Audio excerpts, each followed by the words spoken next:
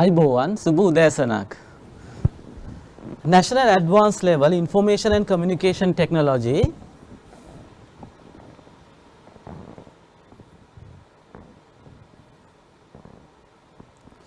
Competency Level 1.2 Revision.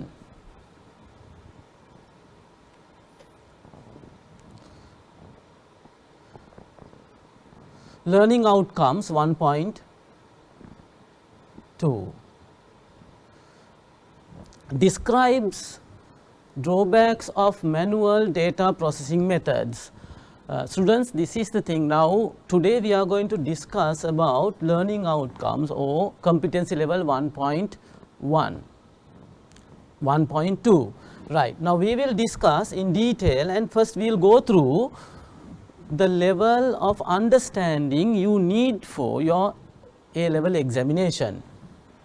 Describes the importance of information in day-to-day life, how information is valuable and used in day-to-day life.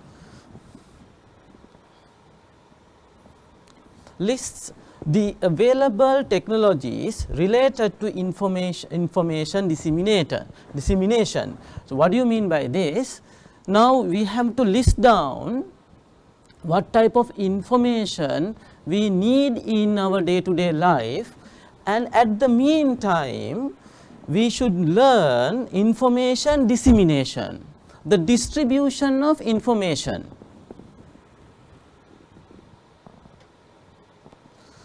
Investigate the development of the computer networks, the internet and worldwide WWW. WWW stands for World Wide Web.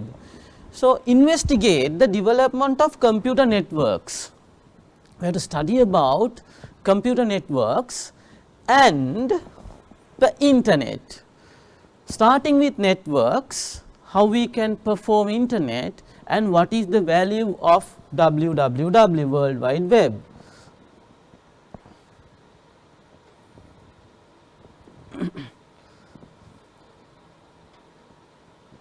Describe the development of mobile communication, mobile computing and cloud computing. Right? In this case, development of mobile technology, mobility, you can move. Describe the development of mobile communication.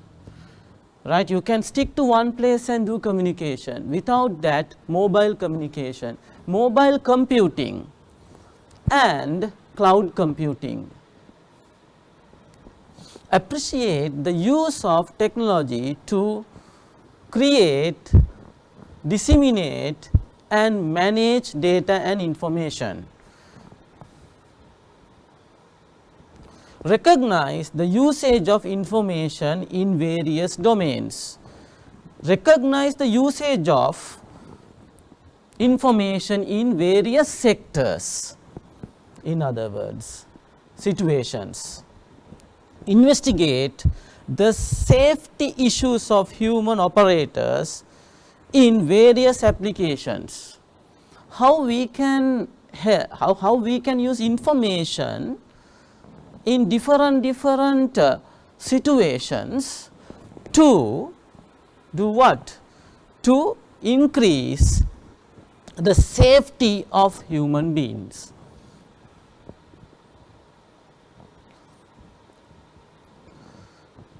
Right. So we are into the first topic, information and day-to-day life.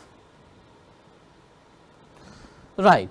Information is useful for making decisions of day-to-day life. Example, decision making in a business. Now we will just think about an organization. So you can see nicely business intelligence systems and employees. Now you know what do you mean by system. A business is a system. Can you remember the definition of a system?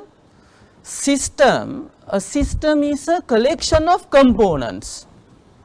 You can see nicely you have so many components in this, including liveware, that is human, yes, that is human, and so many other hardware, software components and hardware components, right. Everything is organized as a business now.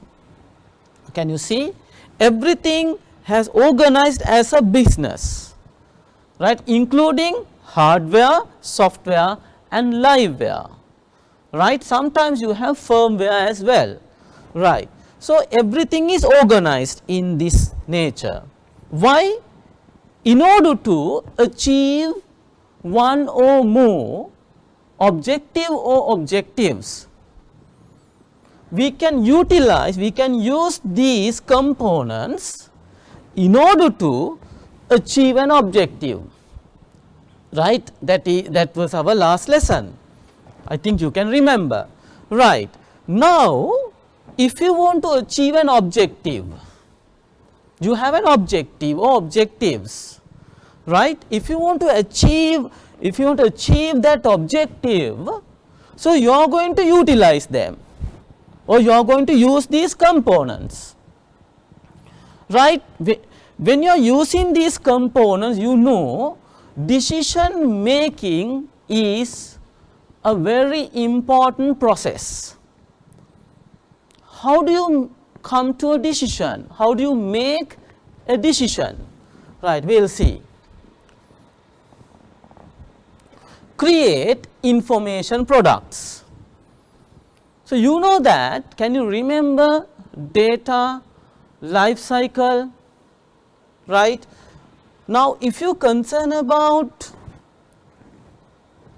producing or information production, before that, before producing this information, but you know that you have to input and save data and information needed.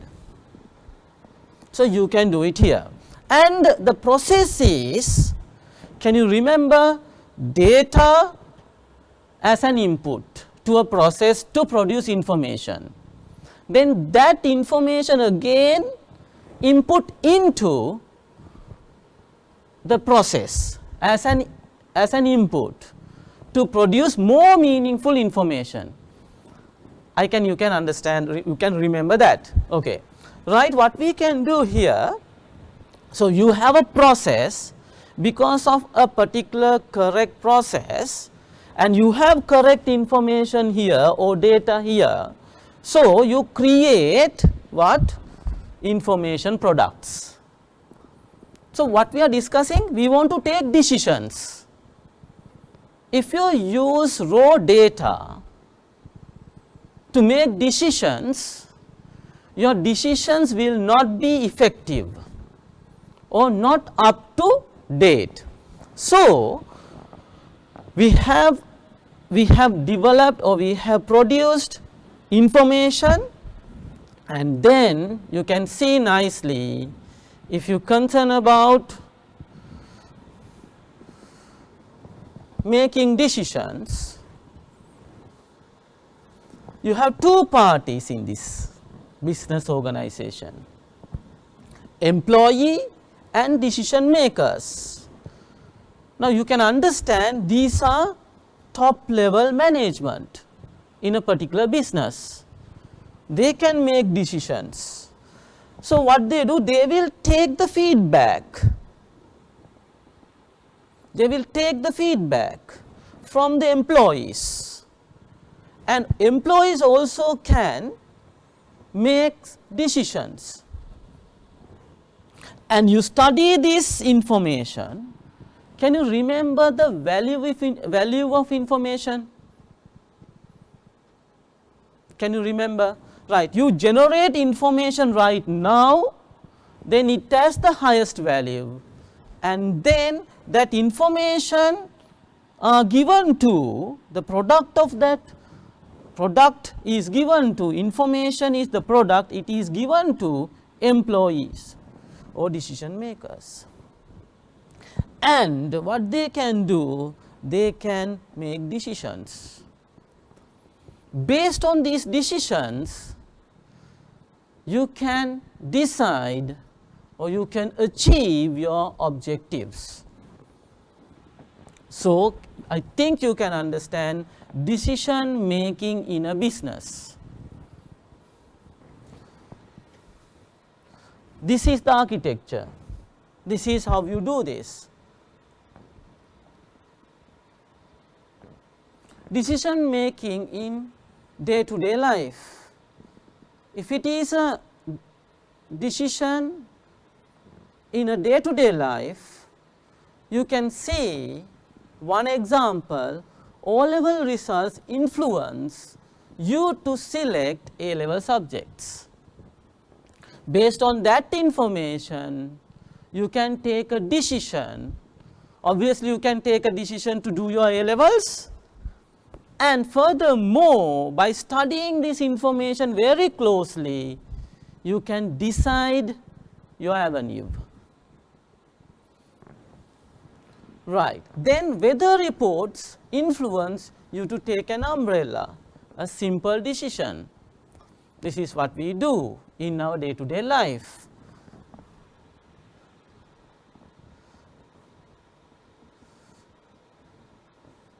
Right. Then policy making. What is a policy? A policy is a deliberate system of principles to guide decisions and achieve sensible outcomes. Can you understand one thing? Without decisions, you cannot make a policy. You can understand. That is why we say principle of guide decisions to achieve a sensible outcome. A policy is a statement of intent and is implemented as a procedure or protocol. Now, normal policies are implemented protocols. What do you mean by that? Health policy or health protocol, or legal policy, legal protocol. Now, I will give you a very familiar example. You know, before you can use your computer lab, right, you have to go through some certain protocols. Sometimes, right, you have to remove your shoes outside, one protocol. So, all these things comes under this policy. What is the policy? Using policy to use the computer lab. You cannot take drinks inside. You cannot consume food inside. So, some of the rules or protocols. So, collection of all these, so you can build this nice policy of using the computer lab, right.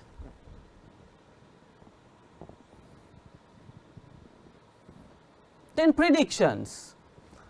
Today's information would help to predict how it would be in the future.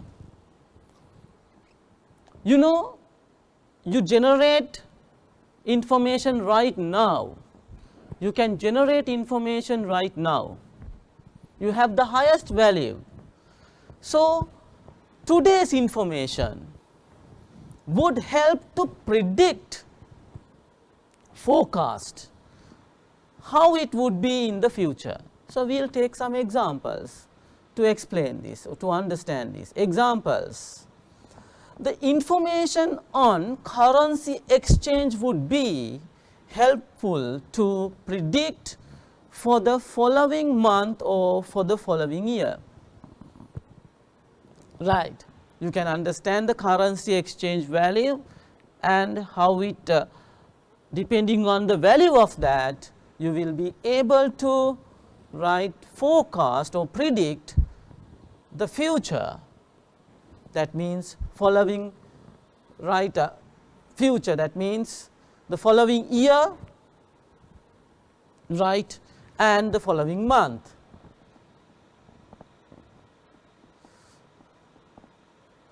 Right. Then planning, scheduling and monitoring. To make plans, schedules and policies, information are needed. Example, now you can say one example is a schedule, a roster or a timetable, right. You can understand you have to collect lot of information about classes, about number of students, about number of teachers, right. All these informations are collected to prepare a schedule. Again, policy or a protocol, you can collect so many information, and if you want to plan something, you can plan to go on a trip. So what you can do, you can have you can collect lot of information and you can align them in a particular order, and you can have a plan in order to achieve that particular objective. So you can see, to achieve something you need a plan, you need a schedule, or you need to monitor some certain activities.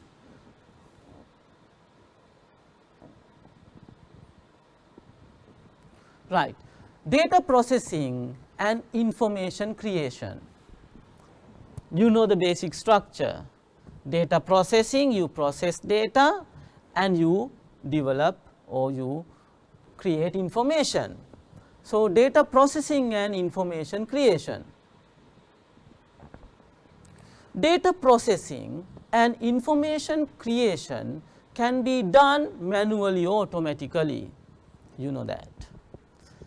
Right, you can create data, you can collect data, you can manually process them, and you can produce information manually, right.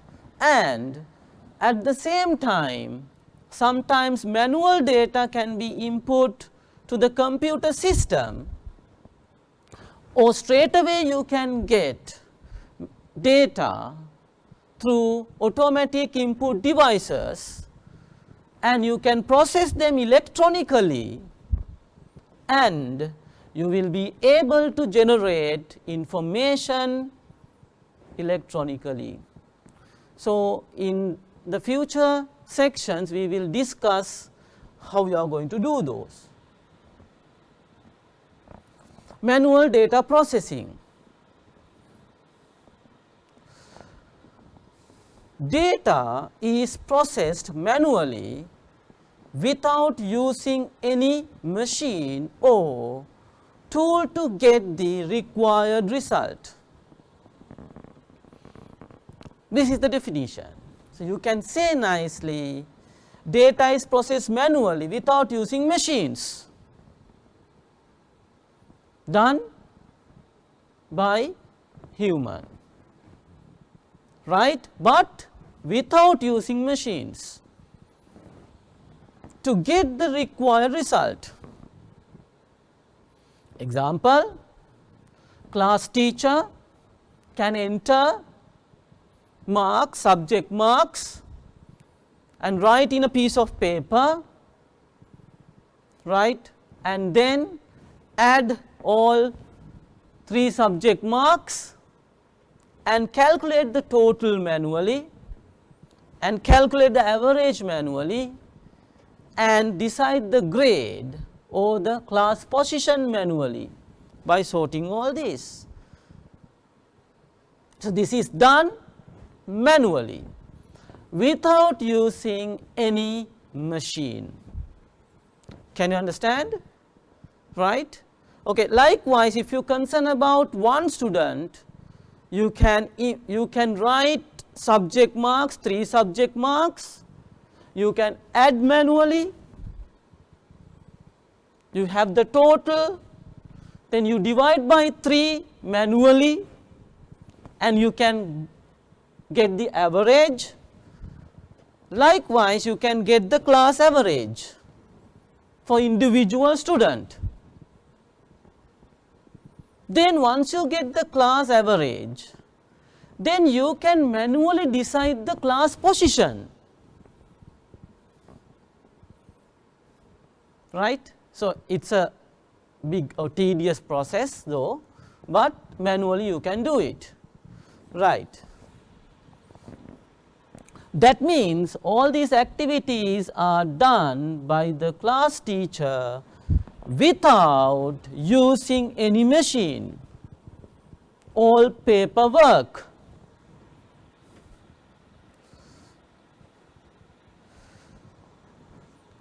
All the calculations and logical operations are performed manually on data.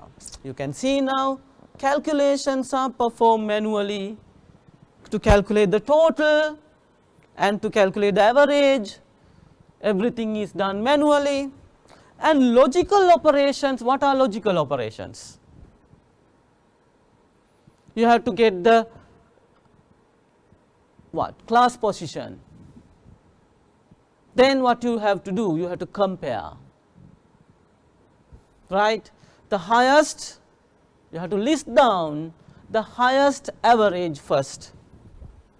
Likewise, the lowest average last, and then you can number them 1, 2, 3, 4 to say 30 students, 30, right.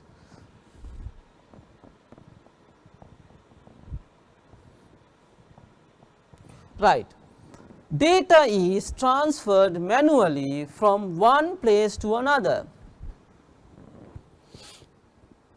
So, if you want to give, if you want to find out, say as an example, in that particular section, A level section, you have say 2, 3 different sections.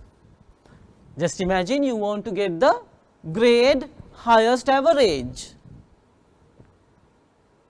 You have calculated the class average. Likewise, other teachers have calculated what? Their class averages, and then everything must be collected together and decide the grade highest average. So, what do you mean by that? Data is transferred manually. Those pieces of papers transferred manually, and this process will be done or performed by who? Who is going to do this? Now, you have class teachers and sectional head will decide the grade or sectional highest average. So, that everything is done manually.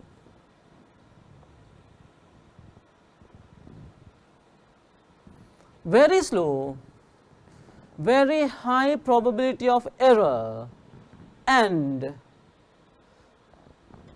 labor intensive, needing a large workforce or a large amount of work in relation to output, right. Very slow, you can understand. Now, I will give you another example.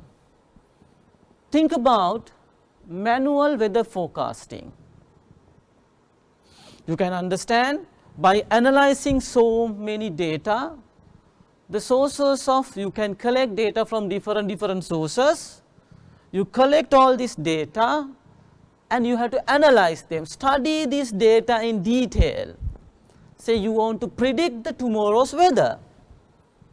So, you study those data in detail and it takes long time, right. So, sometimes 3 or 4 days back you have to start this particular process, right. So, it is very slow. Thinking about our example, calculating the grade or identifying the highest grade average. So, you can understand it takes time. You have to pass documents manually, right, and very high probability of error. Yes. Now, when you are dealing with huge data or huge volume of data, so the probability of error is very high. Example, if you want to find out the positions of all students in the grade 12, not in the class, in the grade, the teacher, class teacher can identify the positions in the class. Then the sectional head must collect all class teacher records and analyze them and start doing what, or start sorting them to identify or give them the grade positions. Normally that is not happening. Just an example. Can you see now, huge volume is there now, the details. So, very high probability of error and labor intensive.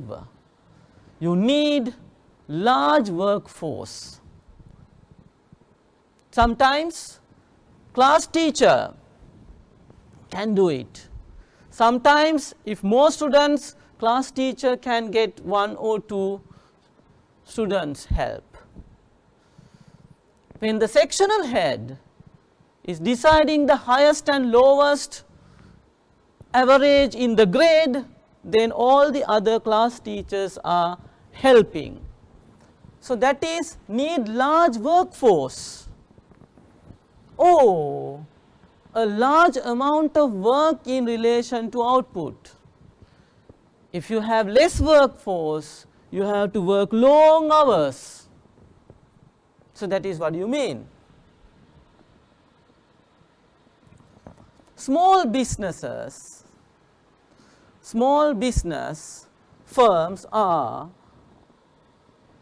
business firms as well as government. Now, where we do this manual data processing, you can see small business firms.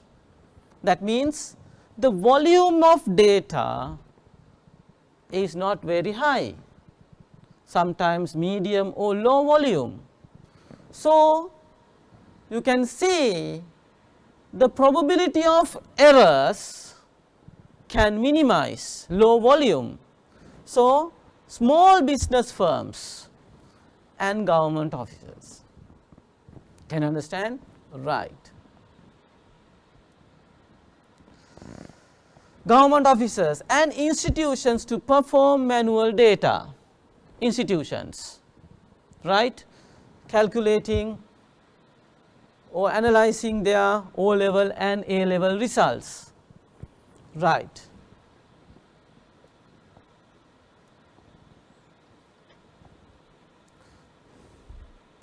Right. Example, mark sheets, free receipts, fee, this is fee receipts, and other financial calculations or transactions are performed by hand. Sort A level answer scripts in ascending order. Answer scripts, right, according to the order of the index number. You know, the index number is the unique identifier of a particular student. According to the identifier, you can sort them.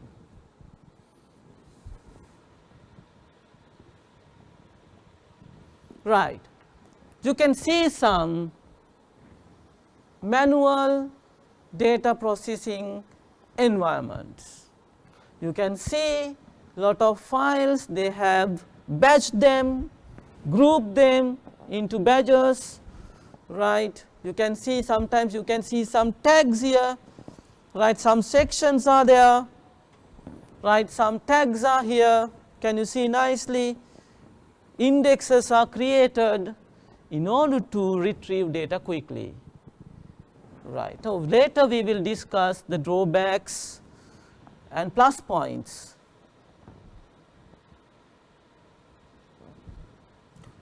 Right, automatic data processing.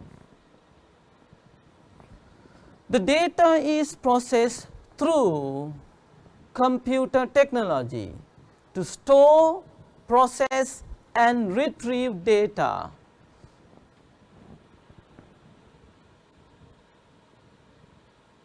Right. Now, you can see if you want to do automatic data processing, you can see the computers or the computer technology is used. Now, in manual data processing, no machines. In computer automatic data processing, the computers or other electronic machineries are doing the task. Right. Data and set of instructions are given to the computer as input. Can you see that? Data and set of instructions are given to the computer as input, and the computer automatically processes the data according to the given set of instructions. What do you mean by this?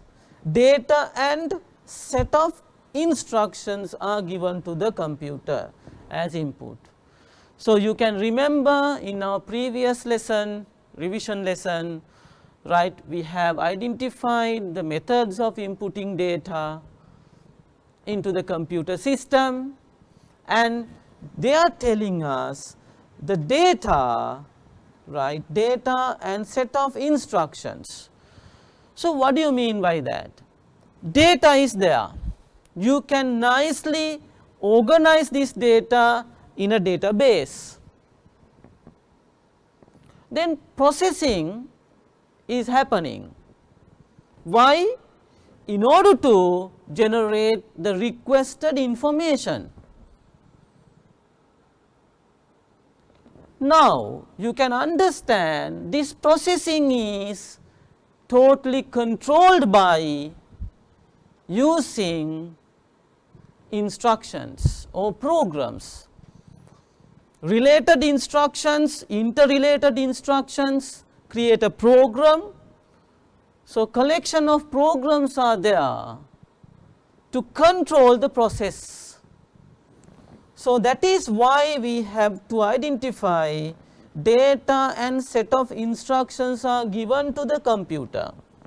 If you want to do what? Manual, not manual what? Computerized processing or automatic data processing, and the computer automatically process the data according to the given set of instructions. Now, if you concern about this particular concept, now you know that when data is processing, the intention is to give a meaning to that particular data. To give a meaning, you process data, in other words. Then the processing is done under the supervision of what? Under the supervision of these instructions.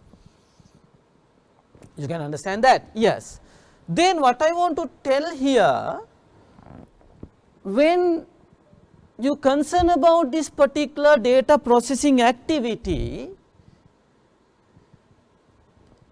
it can be real time processing, it can be batch processing, it can be online processing, Likewise, you have so many types of processing.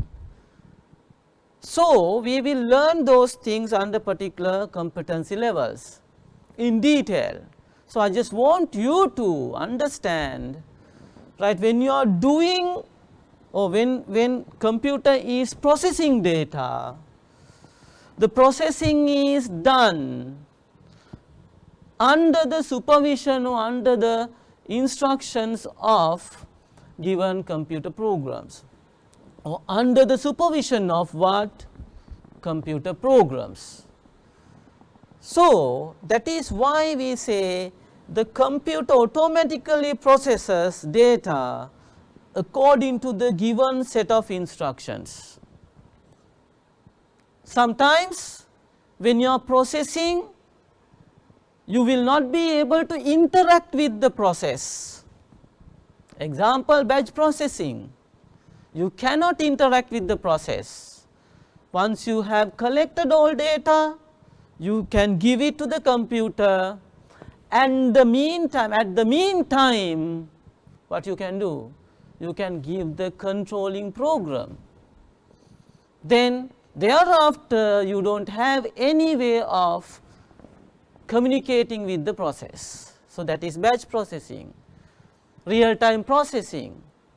So, you have the interaction with the process. So, likewise we will learn in the future, right. So, just to give you some idea how you can process data and convert raw facts, meaningless data into meaningful data, in other words data into information, by using what? Instructions, right.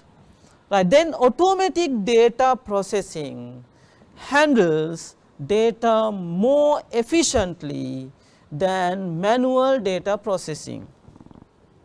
It is a very good point. Automatic data processing handles data more efficiently than manual data processing.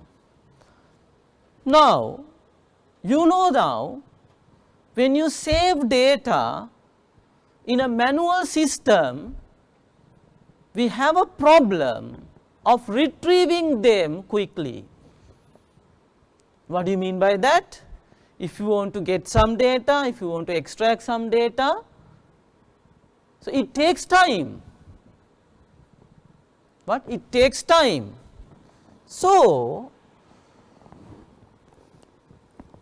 what we do, instead of using a filing cabinet or a manual methods to store, we are storing them in a computer, in an electronic storage. So, what we can do, we will be able to retrieve this data faster than before. And what is the advantage?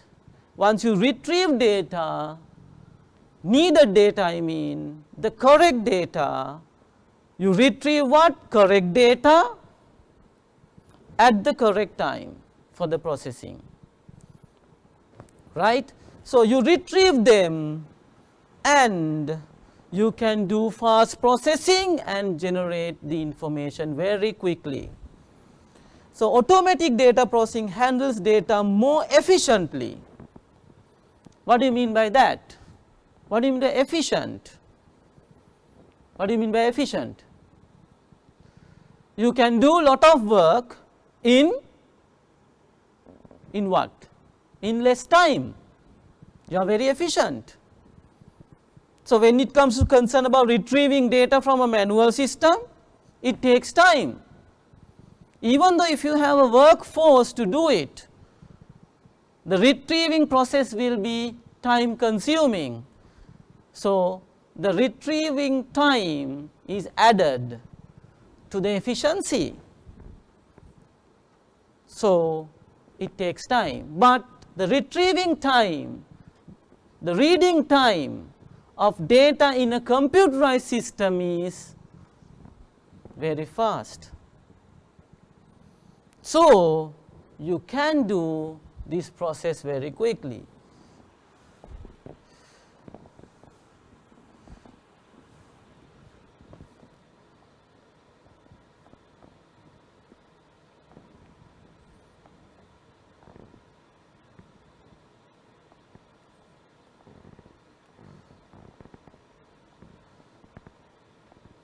right,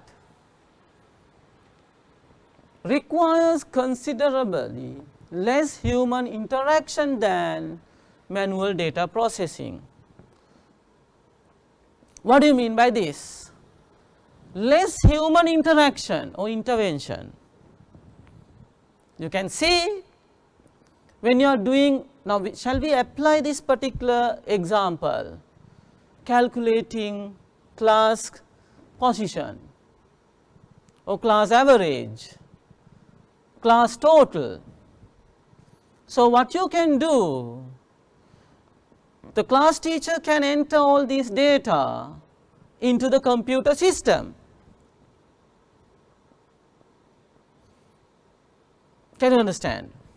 Class teacher can enter all this data into the computer system. Example, you can use spreadsheet package. You can arrange columns and rows, student names are here, index numbers, student what? Subject 1 mark, 2, 3 likewise, you can nicely enter and you will be able to use functions or formulas in order to calculate them very quickly. Once you are done with one student, you can copy the same formula to the other students to calculate the total. You have your experience. And once you calculate the average for one student, you can do it for the others by copying the same formula by using fill handle. You know that. And by getting the position by using if condition, right, or any other formula. So, you will be able to sort them and arrange the highest average as the first row. So, it can be done very quickly and the less human interaction. So, this less human interaction, this less word is very important. So, sometimes you can't say no human interaction. Why? There must be a monitoring process. There must be a monitoring process. So, the human being must be somewhere there to monitor the activities done by the computer or electronic data processing. So, that is why we are telling less human interaction than manual processing. Processing data is very fast and accurate.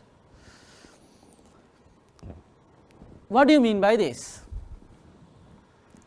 Processing data is very fast, you know that, and accurate. One of the main reasons why we are using computers, but they are very accurate. They don't do silly mistakes. If the instruction program is correct, if the program is not disturbed by a virus or any other malware, so you can say your instruction set is correct. Then you will generate the same information many times accurately without doing any mistakes, right. So, we will consider some examples. In a computerized education environment, the results of students are prepared through a computer. In banks, accounts of customers are maintained or processed through computers. The temperature sensor of an air conditioned unit detects the room temperature and decides to switch on the cooler or switch off the cooler. That we have discussed this in detail, right. This is, we are talking about what? Automatic data processing. You can understand this, I do not have to explain this, I think, right. In a computerized education environment, the results of students are prepared through a computer, right. Now, class teacher can do it very quickly, then the class teacher details are given to the sectional head, then sectional head can load everything into spreadsheet, and then sectional head can find the maximum and minimum average very nicely. Very easy, very accurate, well, that means very fast, right. In banks, accounts of customers are maintained through computers. You can understand that. If you go to ATM machine, you can nicely retrieve your bank balance, you can get a printed slip, right. You can see it is very fast, you do not have to wait in queues. I mean, you have to sometimes if you have so many customers in the queue, but it is better than what? Staying in a manual queue, right. Right. And temperature sensors of an air conditioned unit detects the room temperature and decides to switch on the cooler or to switch off the cooler, right. Now, this is automatic data processing. Now, you know your air conditioned unit is an embedded computer. So, can someone tell me what is an embedded computer? What do you mean by an embedded computer? Anyone? Okay. Now, you know the activities done manually. We will take an example, analog camera and comparing with digital camera.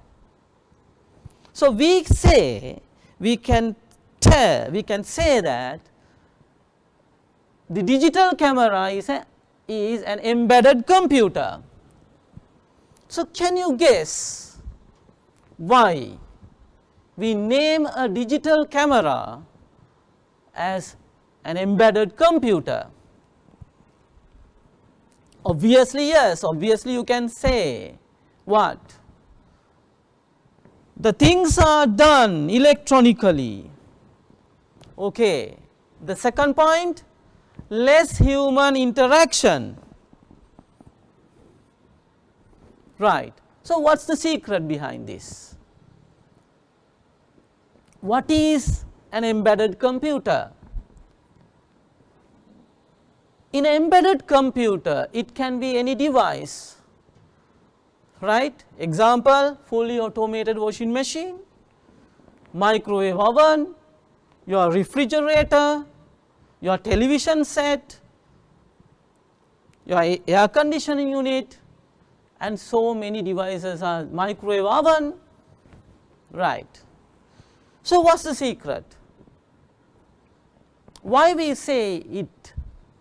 All these components, all these equipments are embedded computers. The secret is inside an embedded computer there is a small microchip. What is that? Small microchip or microprocessor installed. And to deal with that particular microprocessor, there is a simple program. What is that? You have a microprocessor, you have an instruction set or simple program to work with this microprocessor, right. And the secret is all these activities done manually before. Can you understand? Think about analog camera, all the activities done manually are now doing by whom? By the microprocessor. Microprocessor governs or control all the activities of the digital camera, say most of the activities of the digital camera. So, how do you define an embedded computer? Embedded computer is a device that has a microprocessor installed in it, and the microprocessor will govern all the activities of that or most of activities of that particular device. I think you can understand. Think about digital camera, focusing, face detection, shutter control, switching on and switching on the flasher or switching off the flasher. Sometimes all these things are done manually in the analog camera, but now digital camera is perform all these things automatically. Then who is doing this? The microprocessor installed inside the digital camera. So, I think you can understand what is an embedded computer. Right, now think about this now.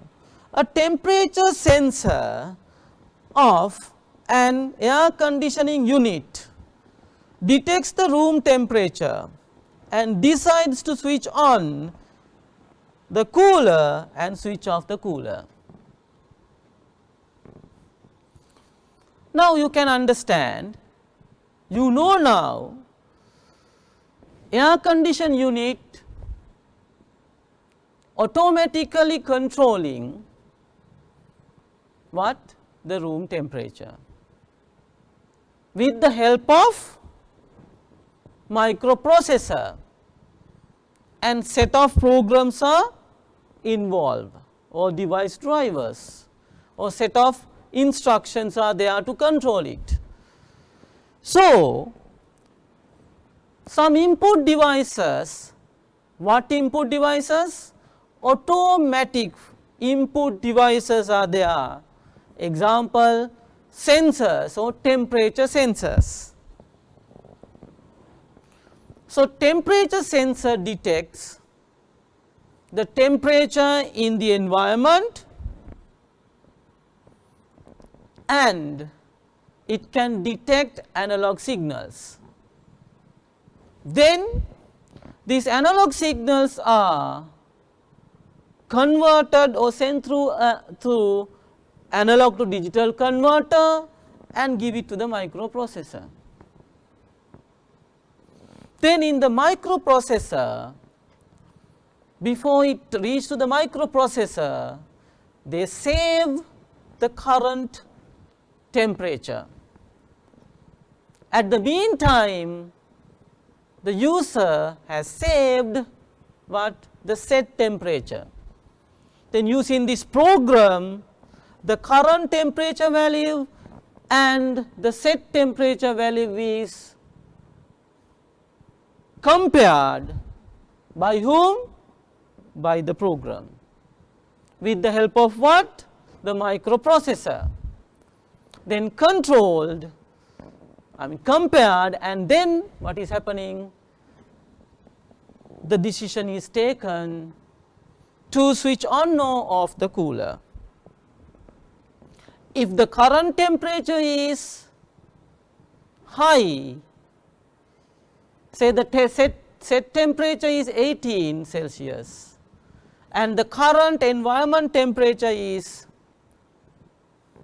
21 Celsius, then the environment temperature is high and the set temperature is low, you can see, and the microprocessor decides to switch on the cooler. Then the cooler will cool the environment, then the current temperature is reducing and equal to what? Equal to what? Equal to the set temperature. Then the current temperature is going down, and at that point the temperature sensor will detect it, and the microprocessor will give what? Instructions to the cooler to switch off. So, this is how it happens. So, you can see some data and information is collected and processed automatically. So, you can see, right, that is automatic data processing.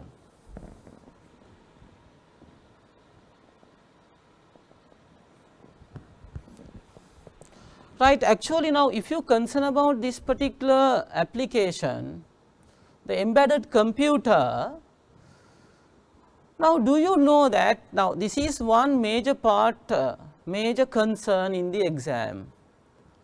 Now, if I ask you a question to test your knowledge, you know now there is a microprocessor installed in any embedded computer, and you know now there is a instruction set in order to control this microprocessor. My question is, can we call this instruction set as an operating system?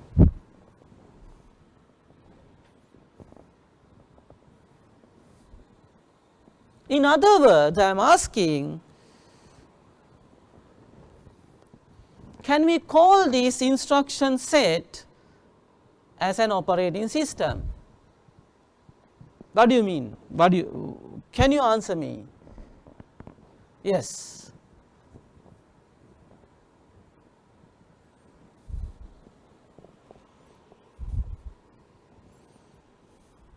Right. In order to explain this, we will take an example, a printer.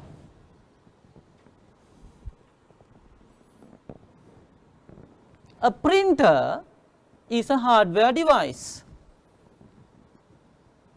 Inside the printer, you have microprocessors, electronic devices, so many components, and you know that there is a software to work with the printer.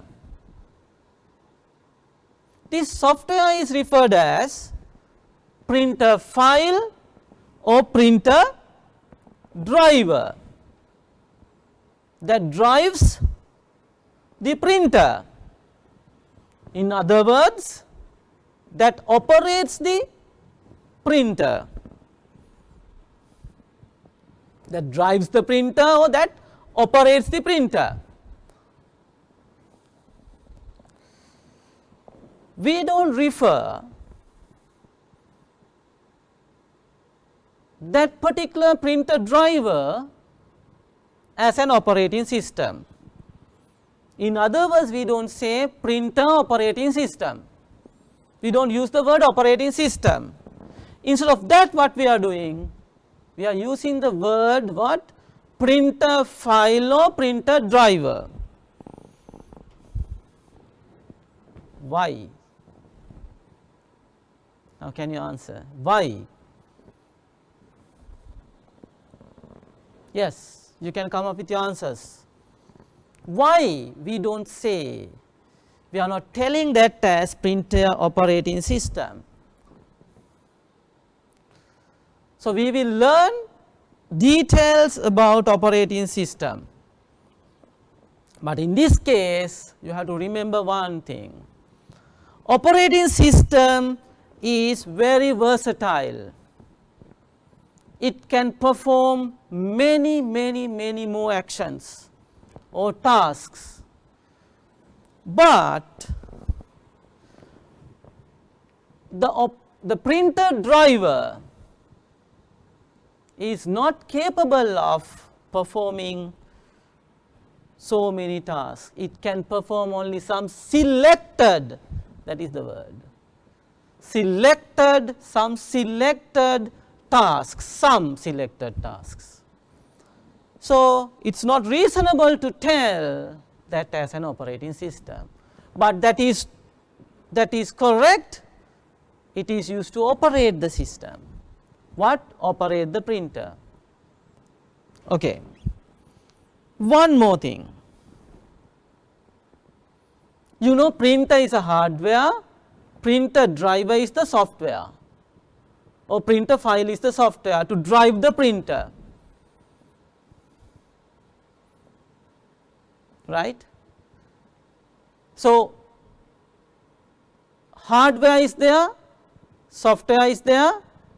So, collection of hardware and software together we call as what?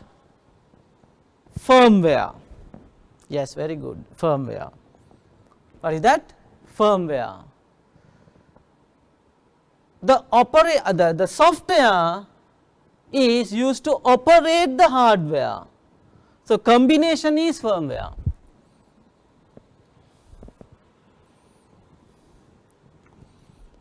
So, can you understand my question now? If you think about a AC unit, or if you think about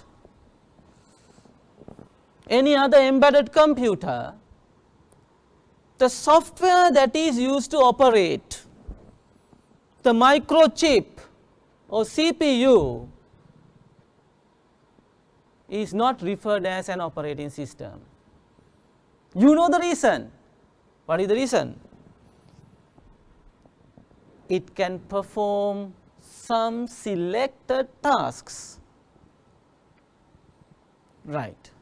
I think you can understand. Okay. Now, if you concern about the manual automatic data processing, you can see so many computers are there and they are interconnected. Can you see the wires to connect each? They can process huge volume of data, very fast, very efficient. The collection of this data and information. Example, if you concern about Google, they are maintaining their servers to collect information. This information is what? Huge volume of information using these servers.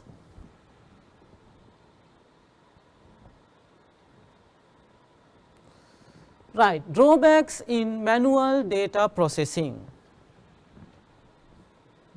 In other words, we can say what? Disadvantages. What? Disadvantages in manual data processing.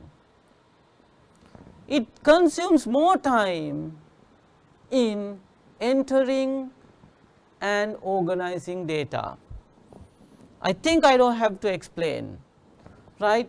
Can you understand? It consumes more time in entering and organizing data. Entering process is manual, writing, collecting application forms, right, and organizing them, sorting them. Can you remember? If you can remember this, not this one, this is computerized data processing, automatic. So, can you remember the diagram? See, you collect them, you sort them. Can you see, using indexes? You can categorize them, in other words, right? but it is very time consuming.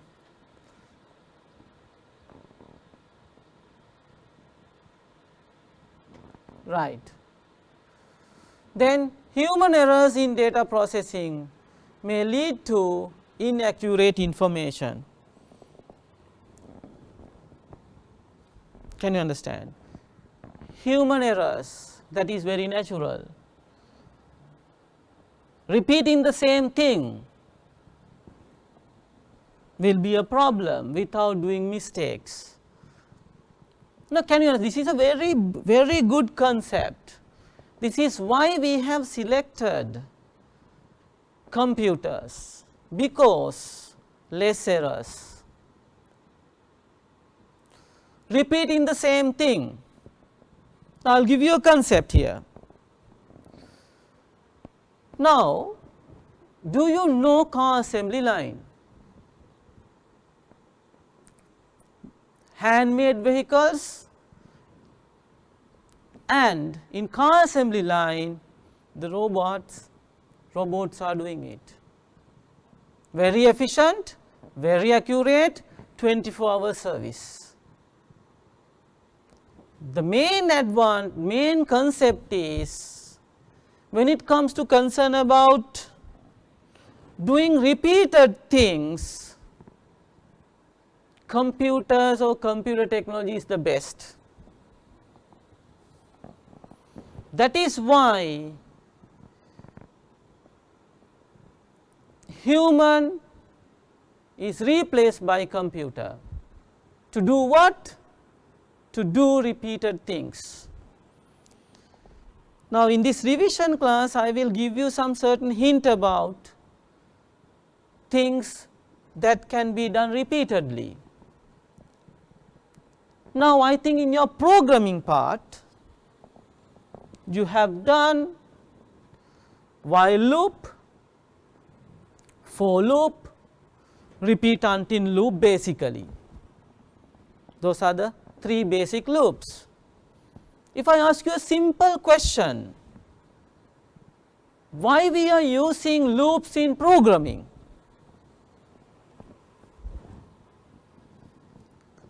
Why we are using loops in programming?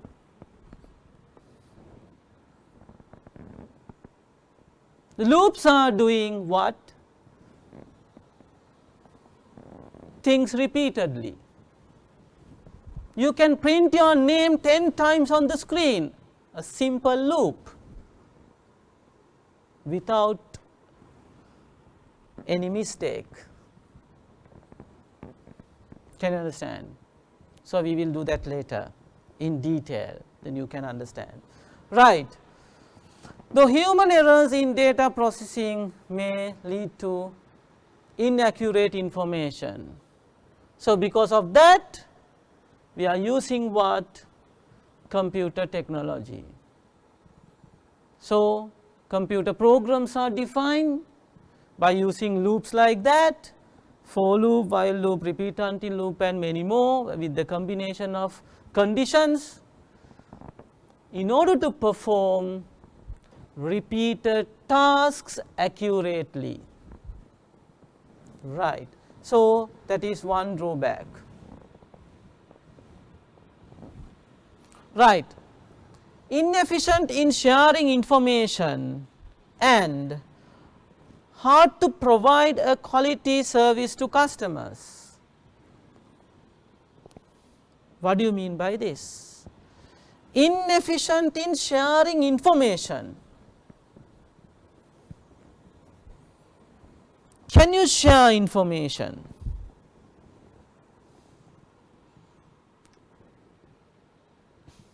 You can share. Yes, you can't say you can't. You can share, but it's inefficient. Now, say as an example, you want to share a customer record book. If it is a manual record keeping system, you write all customer details in a customer record keeping book. In a manual library, you can, sometimes you may have your experience, you can allocate pages for each customer. So, if you want to share that, sharing means at the same time you are using it with someone else. If you have only one copy, virtually you will not be able to share it. If you really want to share it, you can take a photocopy of that and you can use the same thing at the same time, or you can refer the same thing at the same time. Can you understand? So, that is why we say inefficient in sharing information, very inefficient, and it consumes lot of time and the cost factor will be there, right. Then information and hard to provide quality service to customers. In a library, if it is a manual library or manual processing library, data is processed manually, in other words. If it is a manual library, if you want to identify, say two librarians want to identify the people who didn't return or the members who didn't return books at the same time. So, if it is manual, if you have only one copy, you cannot do it. So, you have to wait until the other person has completed his or her task. So, the other person has to wait. So, that is why we say inefficiency in sharing information, it is very inefficient. Hard to provide quality service. Someone is requesting some details, maybe return date. The return date is recorded in a book, but someone else is using it. So, you have to tell the member to wait until that person has finished it. So, very inefficient, and the quality service hard to provide quality service.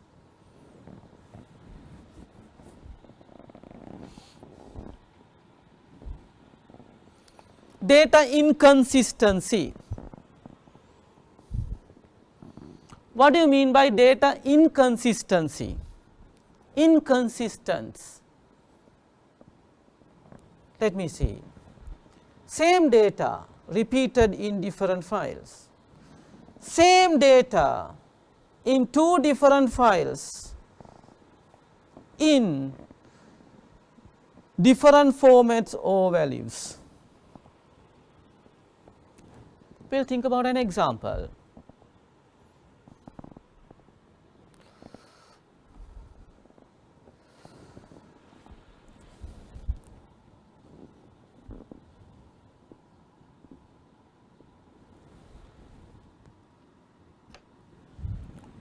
Right. Now, we are thinking about same data repeating in different files. Think about a database file, say customer,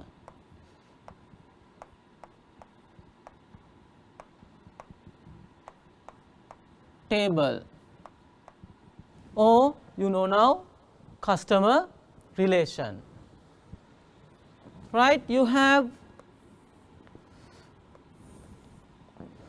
different columns like this.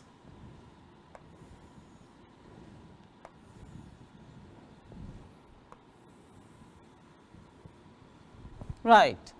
We say I am using abbreviations, right. You know abbreviations can be ambiguous sometimes. So, I am explaining it, do not worry. customer ID, say customer name, and you have some more details, and finally we have customer telephone number.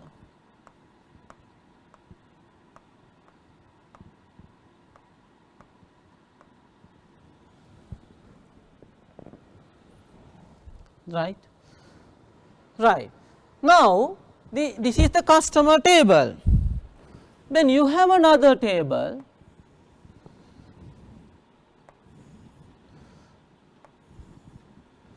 In manual systems, these are what?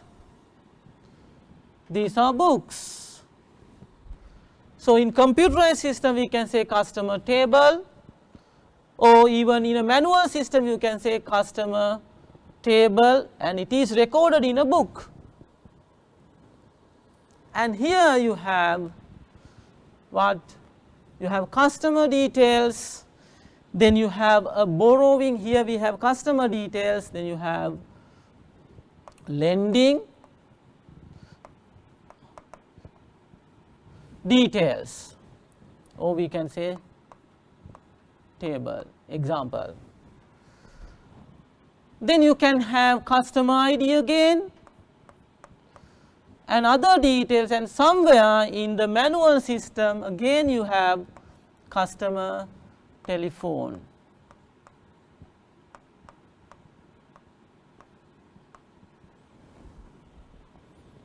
Right. So, we say as an example customer ID C123, then telephone number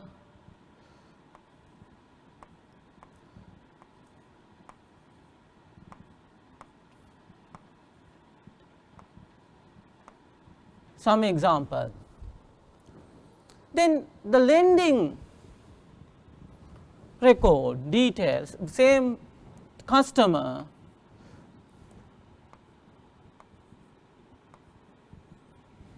and unfortunately here you have a different value, say maybe because of a mistake, or customer has changed the telephone number,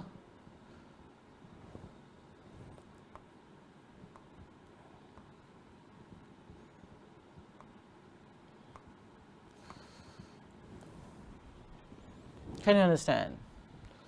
The same customer, you have different values in different tables. This is one example of data inconsistency. Right? If you want to call, we never know which one is the correct ID, telephone number, and we refer this as data inconsistency. A simple example to explain.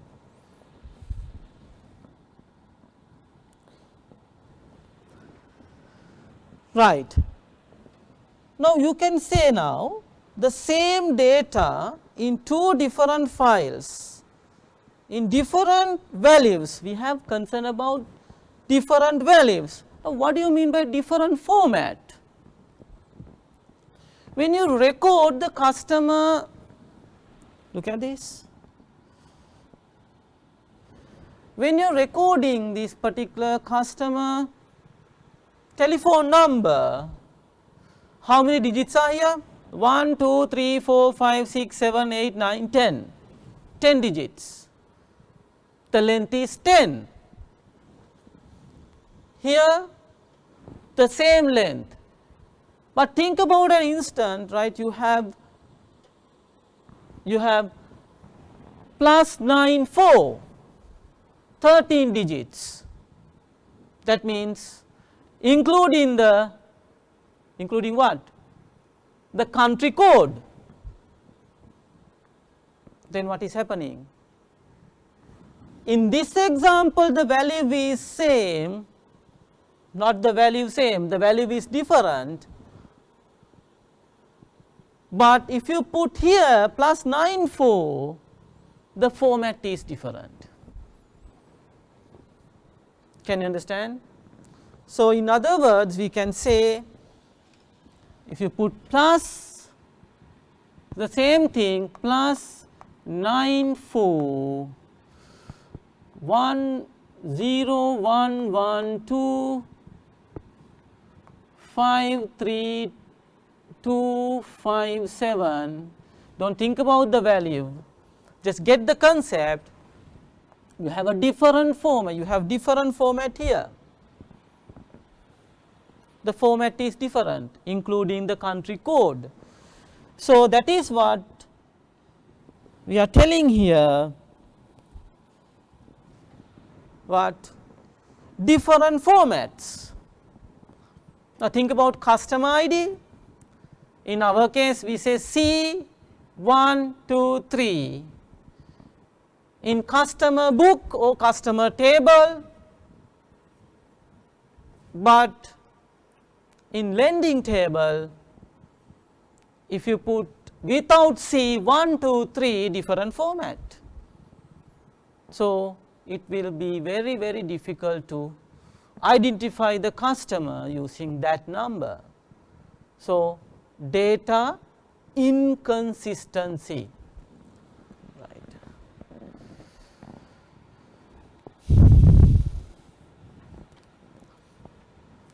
Data redundancy. Now, what do you mean by redundancy? Same data exists in different files. That is very common in manual record keeping systems, manual information systems. It's the major problem. Same data is repeated in different books or files, same data is repeated. Now, this is the thing that you have to understand. When it comes to concern about computerized record keeping systems or information systems, sometimes students are writing data redundancy, or you can say no data redundancy. Actually, data redundancy can be minimized, but cannot eliminate. One point, okay, we will discuss that later. Now, in this case, data redundancy.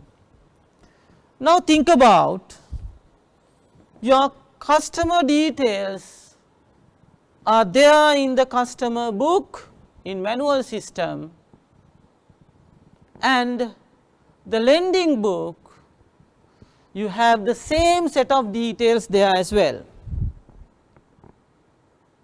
Then what is happening? The same details are repeated in different files or different ledgers or books. That is what you call redundancy. Now, because of redundancy, you may have to face so many other problems. So, when you want to remember things very easily, you have a particular hierarchy of remembering things here. Same data is repeated in different files. That means you need more capacity. So, that is why manual information systems consume what? High needed or consumes high capacity. You need big filing cabinets to store them. The major reason is what? Data redundancy. Then if you need more space to keep manual data, what is the next problem? Most probably there must be or there may be data inconsistency. Same data is repeated, but not updated. So, same data item, according to my example, customer telephone number has different values in different books or ledgers or files. Then the next issue is what? Because of redundancy, what about updating these files or books? So, same thing has repeated in different books or files. So, if you want to change something, you have to go to all these locations or places and change it. So, updating process is difficult. That means maintaining the filing system is difficult and time consuming and need lot of what? Human workforce to do this, if it is a big system, right. Then next one, need high storage capacity. Can you understand? Need high storage capacity. You can form this point by using this.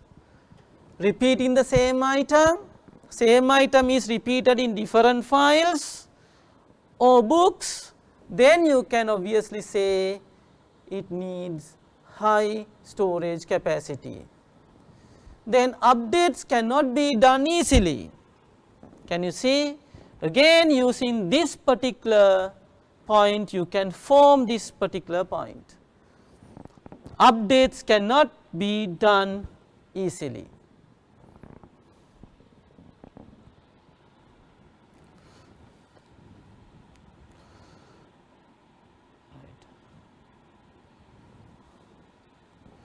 Then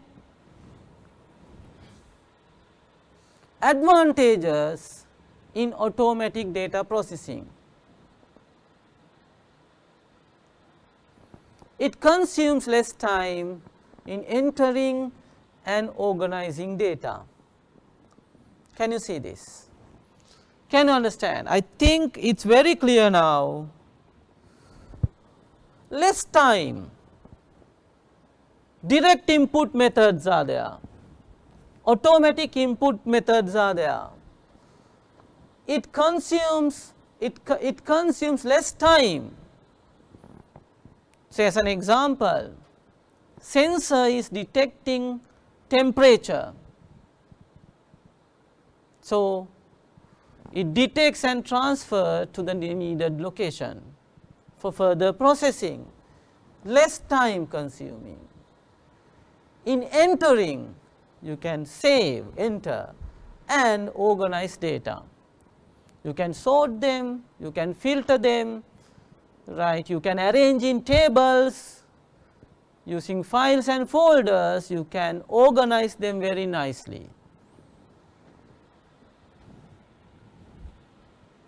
Less human error in data processing may lead to accurate information.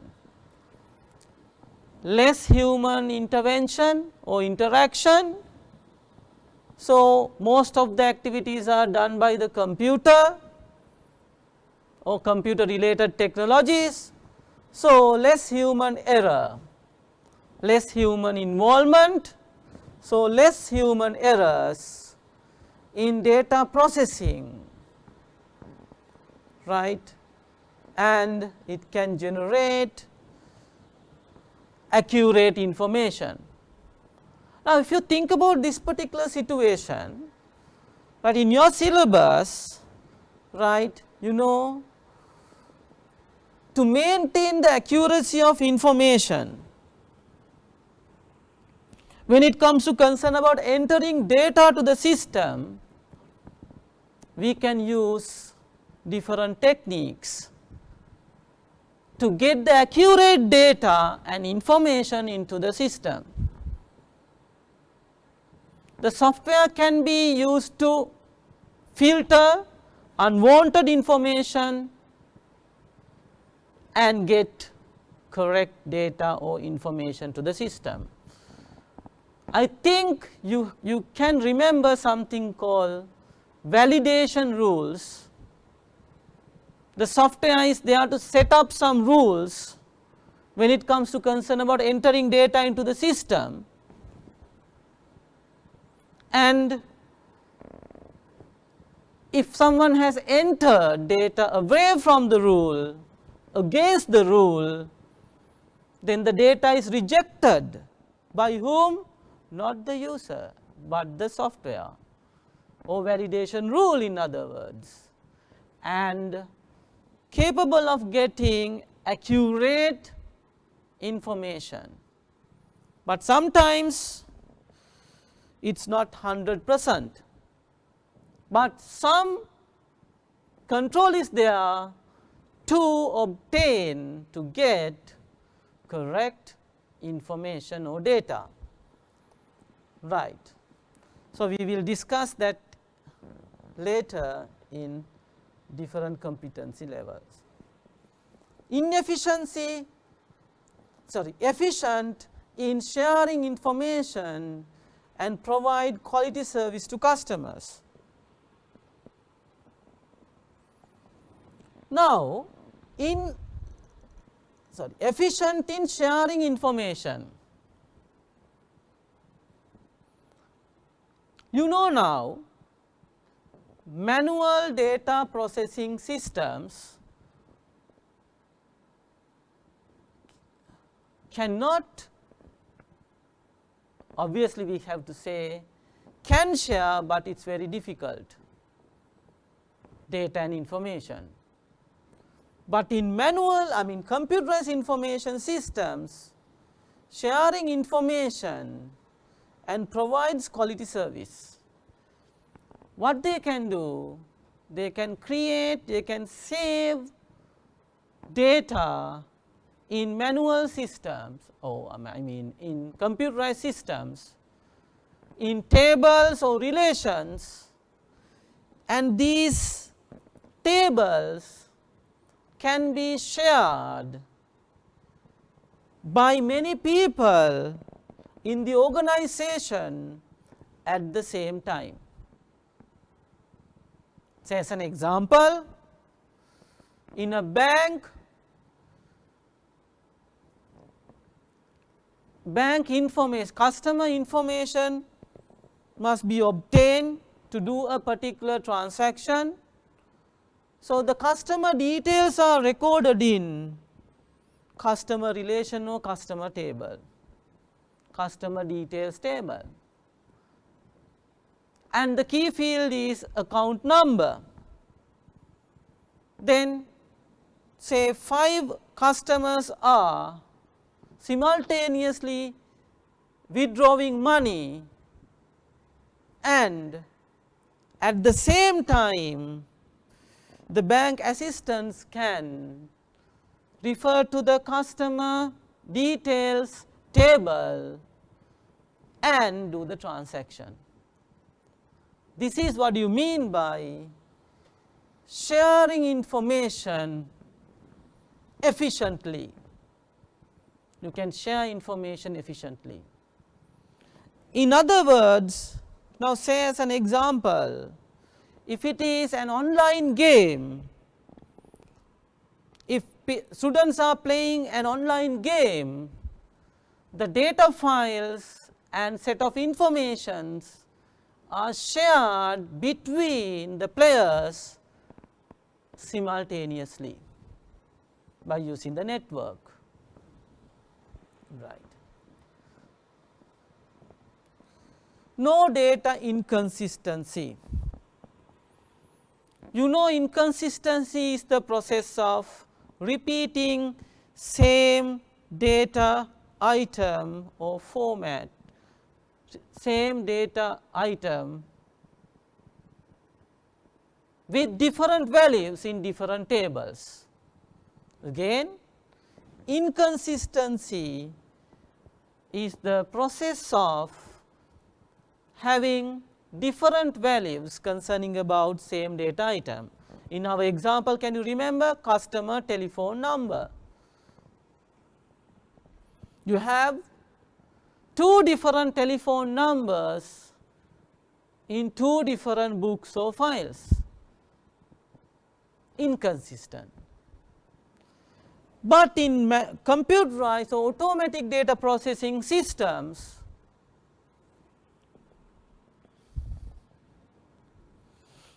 this data is updated. You maintain this data. Once the customer has changed the telephone number, the system will go to relevant locations and change it or update it. So, no data inconsistency.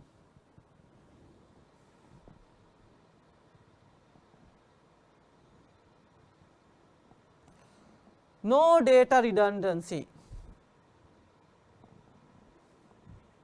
You can understand actually better, right, you can say, right, data, minimize data redundancy. The same data is repeated but minimized.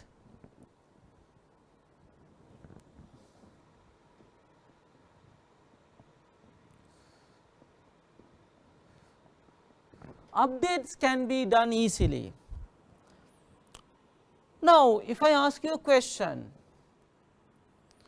now you can go to different tables in computerized information system and you can do changes. Now, if the same item is repeated, the necessary locations can be updated very easily. So, update can be done easily. Now, say we cannot think about data inconsistency in automatic data system or automatic data processing systems.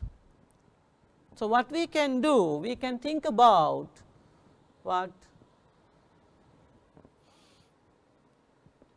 Repeating, we can think about the values or updating values in the system. Example, once a customer has changed the telephone number or the address, you can very easily go to the particular location or the table and you can do necessary amendments or changes. So, that is what we say, updates can be done easily. Less human interaction than manual data processing. You know, the less involvement, interaction. Automatic methods save human lives. Example, bad weather, harmful radiation in some scientific or space research in war areas. Now, the timeliness of information.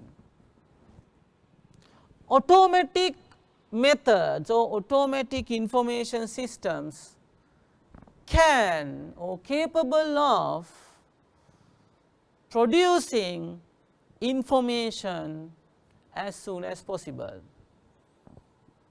according to the requirement. So, if you can give the latest information from the system, example weather forecasting, right, you will be able to save human lives. Right, bad weather, harmful radiation, sensors are there to detect harmful radiation. If it is so high, if it is in a nuclear plant, if the harmful radiation level is very high, alarm will be triggered automatically and people can go away from the situation. Right.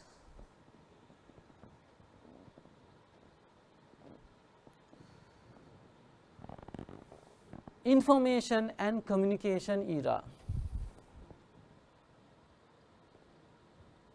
Information and communication era has turned the world into a global village. Okay. Can you understand this concept? Information is there. The correct information can be saved in computers. If this information cannot be shared, but they can utilize for local activities inside an office, locally they can utilize. They can share among users inside the organization. And a different view is this information can be shared outside the organization. This information can be given to other organizations to retrieve or extract some details, data. Then the question is how we are going to do it. Then this information must be communicated or sent via networks to other organizations.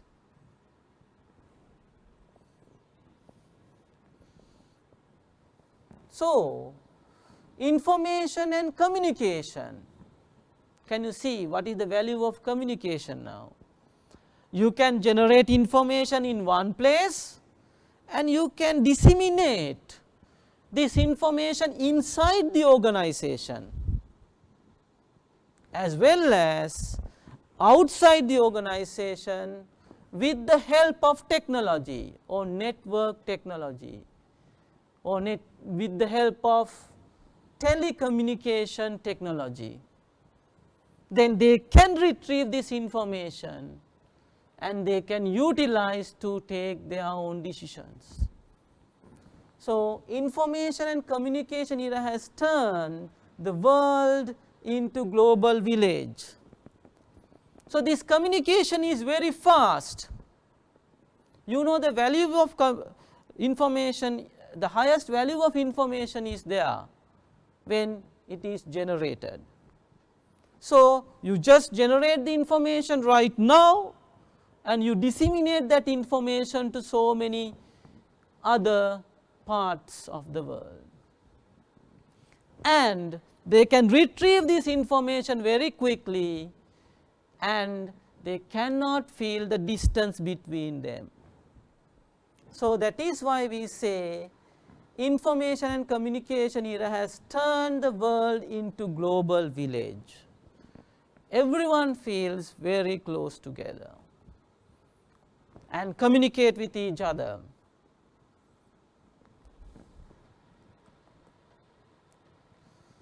The benefits of information and communication era. First one, endless connectivity, interactive technologies, information sharing and infinite access of data, availability of fast, easy, convenient and accurate information, creation and dissemination of accurate information. Right. You can see the steps. Right. The benefits of information communication era. Endless connectivity. What do you mean by this? Endless connectivity. The computers in the internet connect to other computers in the globe. Endless. You can see if you go on social media, you can connect different friends. They may situated remotely in different countries. So, you can connect them at the same time. One example, interactive technologies, you can interact with each other very quickly. Once you type a message, sometimes when the message is half done, the receiver can see the message. The technology is so advanced now. Information sharing and infinite access of data. What do you mean by that? Infinite access of data. If you go to internet, if you start searching some certain detail, say as an example about cars, that you can get infinite access of data, lot of huge volume of data on that particular subject can be obtained. Available of fast, easy, convenient and accurate information. Because of information era, you can have information very quickly, easily, and it is very convenient. You do not have to go to different places. Using your desktop computer, you will be able to retrieve all this information. It is very efficient, very convenient and accurate information. Create and disseminate of accurate information. You can create information and you can distribute this accurate information very quickly.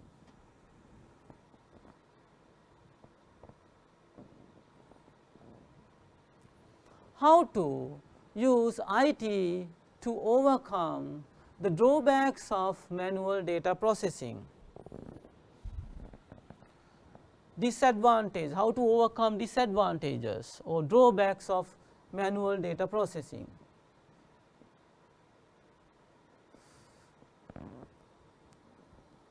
It consumes more time, this is the drawback, in entering and organizing data.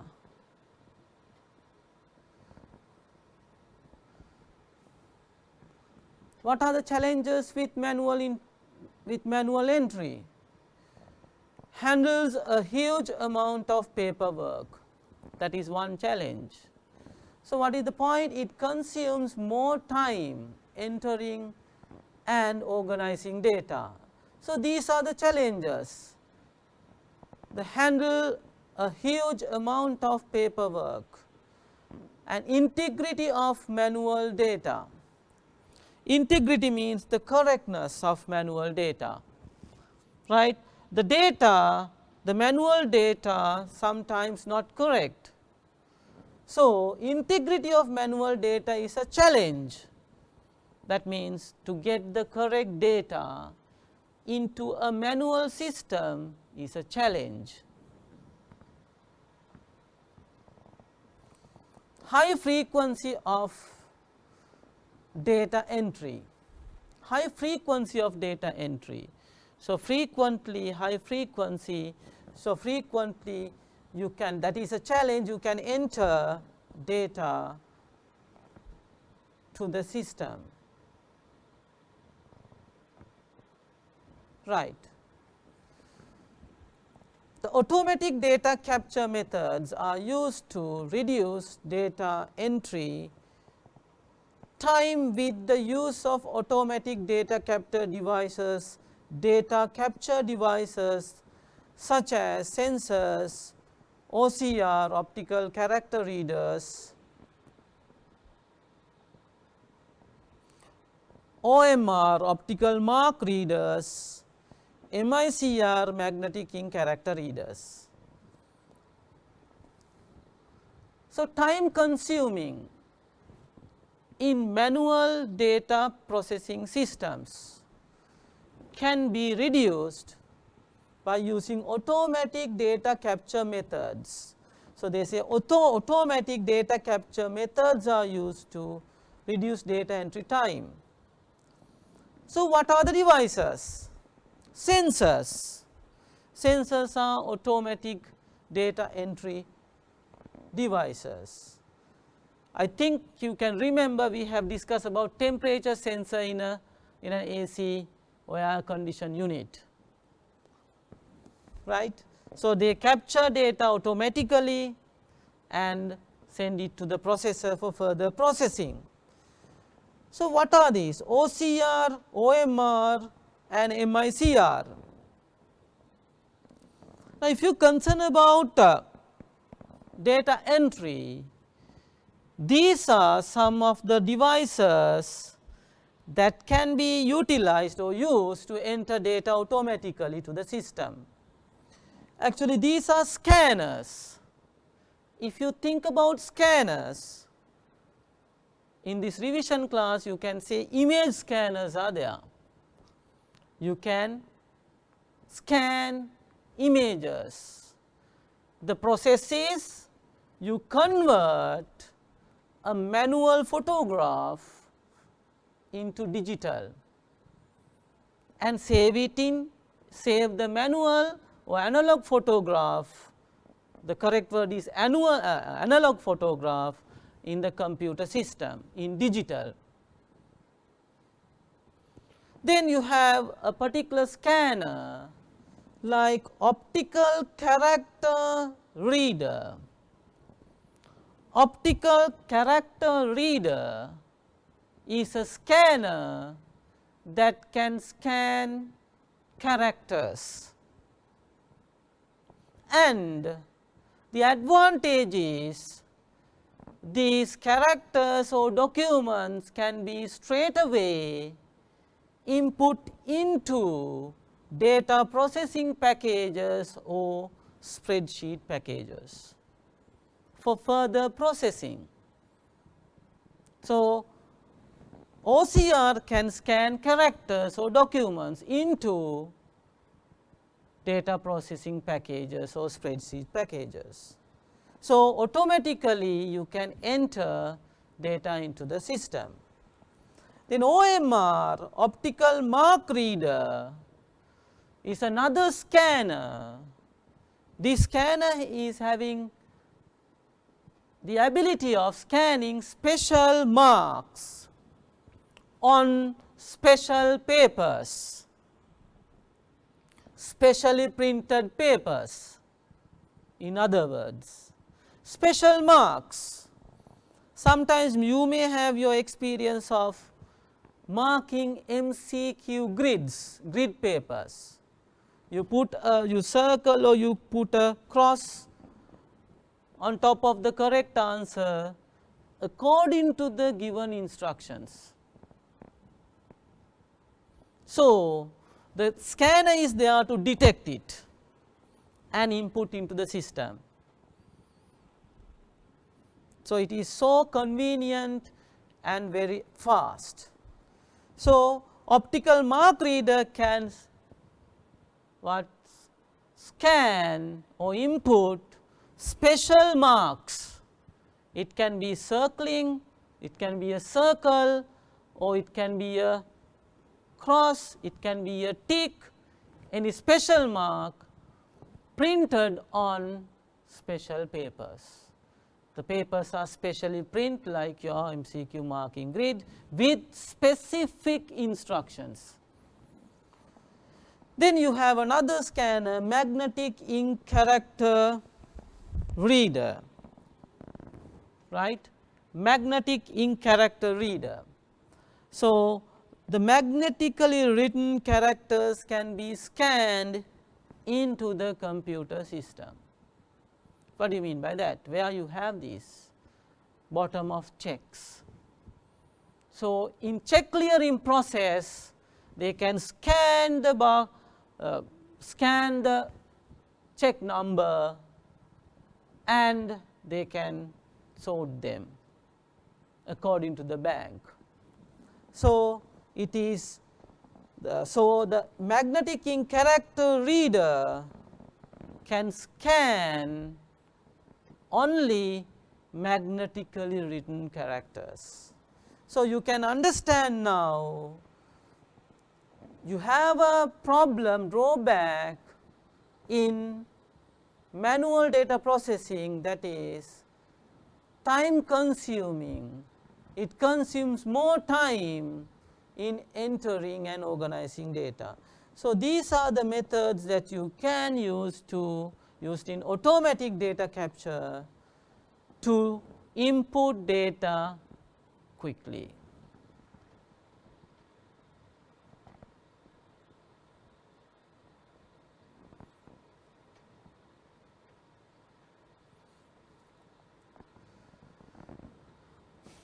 Automatic data capture methods are used to collect data fast than human. The sensors are programmed to collect temperature after each 30 seconds. Now this is one important concept. Right, we try to understand by using an example. Automatic data capture methods are used to collect data fast than human. Now say as an example, your teacher is telling you to detect or read the temperature manually and take down the temperature in a particular sequence. The frequency is after each 1 hour. You can read the temperature, say 10 a.m. and you can take down the temperature with the time. Then you can wait nicely for the next 1 hour, and in 11 a.m. again you are writing the temperature value. Right. So the frequency is 1 hour now. Right. Then if you increase the frequency of measuring temperature, that is frequencies each half an hour you have to take the temperature, still you can do it. Then 15 minutes, still you are able to do it. Then 10 minutes, 5 minutes, still you are able to do it, but the frequency of doing mistakes will be very high, right? The probability, the probability of doing mistakes will be very high. Then 2 minutes, 3 minutes, okay, 2 minutes difficult, 1 minute difficult, 30 seconds sometimes impossible. Can understand. If you increase the frequency of measuring things or taking values or recording data, sometimes humanly impossible. But if you concern about electronic devices like sensors, they can do this very easily, right? Sensors are programmed to collect temperature after each 30 seconds. So what's the point? Automatic data capture methods are used to collect data faster than human.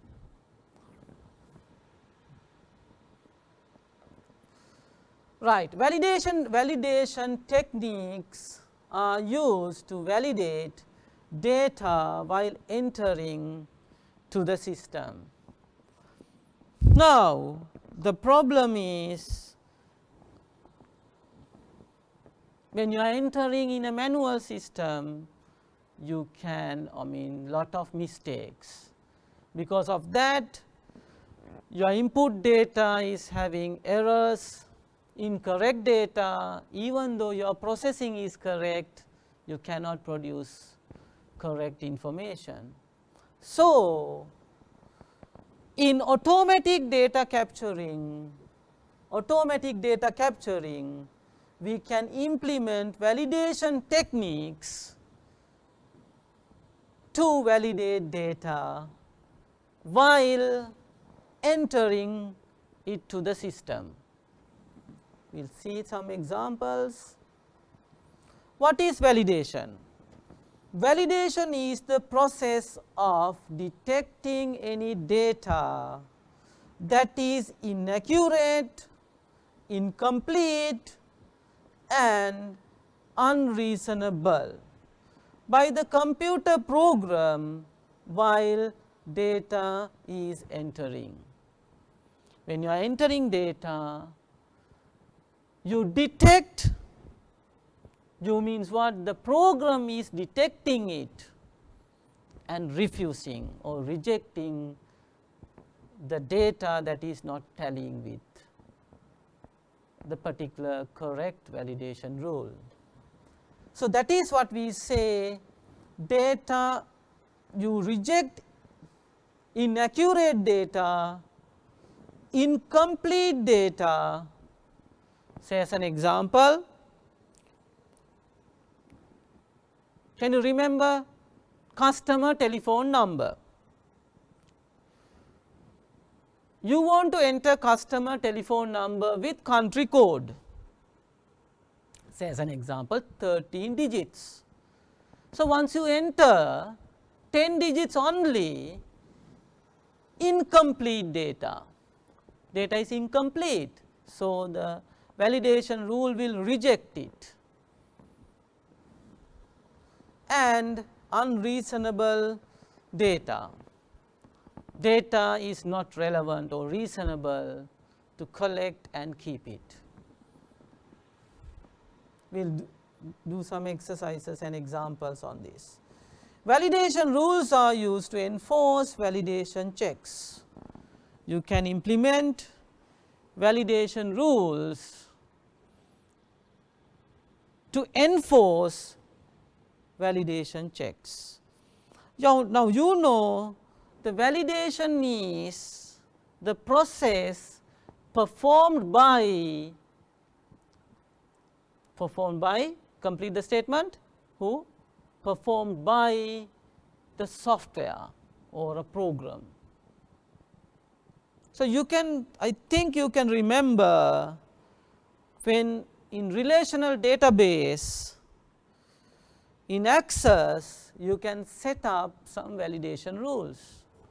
So, Access is a particular software that enforce validation rules to get correct data.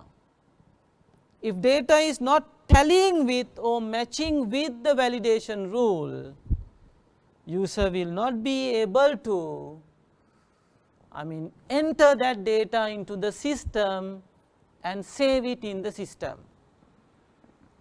So, that is why we say validation rules are used to enforce validation checks. So, we will think about some validation checks. Example, you can see so many validation checks available. Actually, some of these are covered in your database, but as a revision class I will try to give you some certain idea about these validation checks. Now, can you understand the base of this? That is the concept, base concept. What is the base concept? You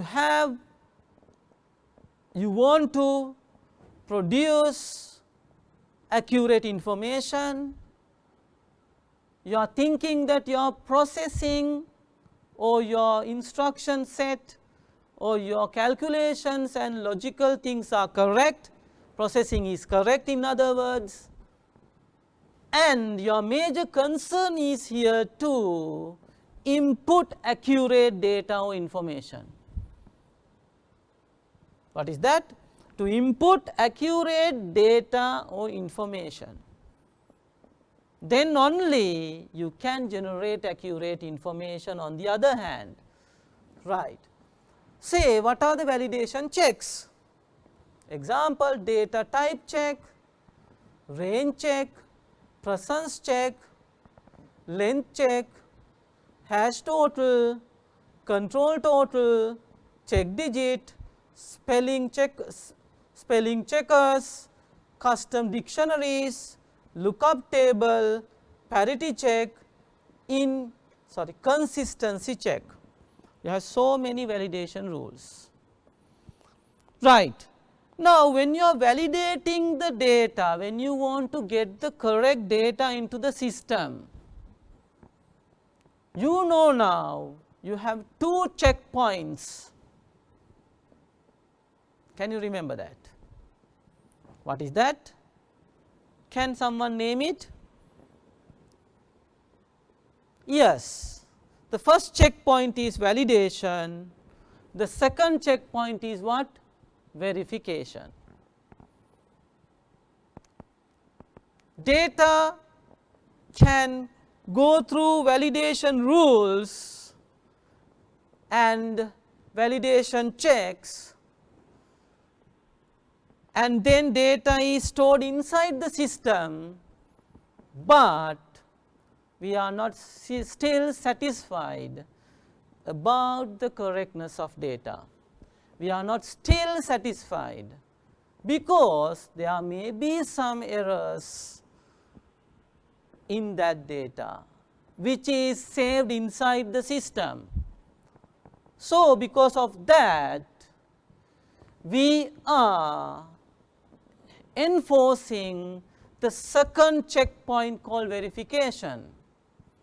On what? On stored data in the system. So, can you get the concept?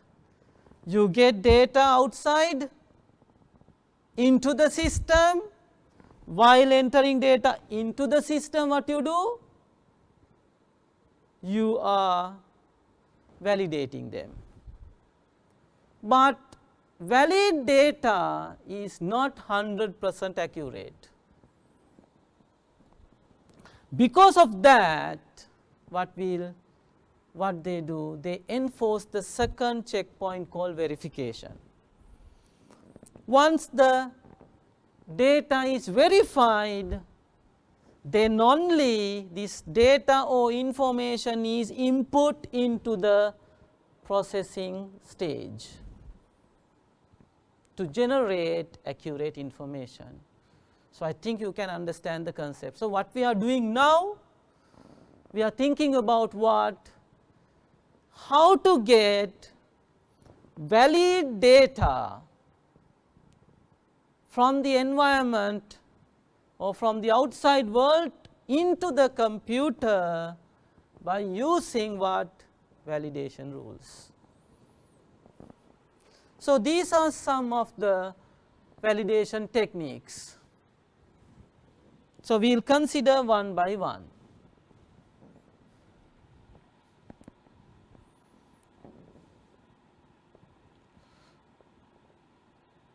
Right. Data type check. We have different data types. So, when you are doing your programming, I think you have fair knowledge about it. If you don't have, don't worry, we will do it in detail. Right. Data type checks, you have string or text, collection of characters, integer, numbers without decimal places, Boolean, that is yes no values, two different conditions, no in between value, real, numbers with decimal places, characters, single characters like ABC. So, string type check, I have given some examples, right. String type check is having more open scenario. Say sample data, example name, you can say Sampath, valid, even you can have 1, 2, 3, Sampath 1, 2, 3, again valid, again you can have different symbols inside. So, valid, then you can start with 1, 2, 3 Sampath, right. So, when you are entering data, if you set this as a validation rule, the data type check as string type check, then it displays it will not reject that particular data once you enter.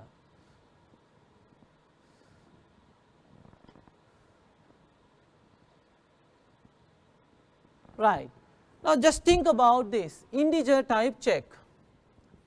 Integers are whole numbers without decimal places. If you enter 15 as age, valid 21.5 with decimal places. So, this is without decimal integer. So, invalid. So, 0.23 again invalid, and if you put some alphabets inside this, so we can say it is again invalid. So, can you see now this is a particular value with what? This is a particular value with what? Alphabet, characters and numerals or numbers. So, this type of data we call as what? We referred as what? Alphanumeric. What is that? You have alphabet characters as well as numerics, combine them, alphanumeric. Then Boolean type check, sample pass, there is a field called pass. If you say true, yes, you pass, that means valid. If you say again F, you fail, that is again valid. So, it can have two different situations, pass or fail, but if you type true or false, so it is not valid.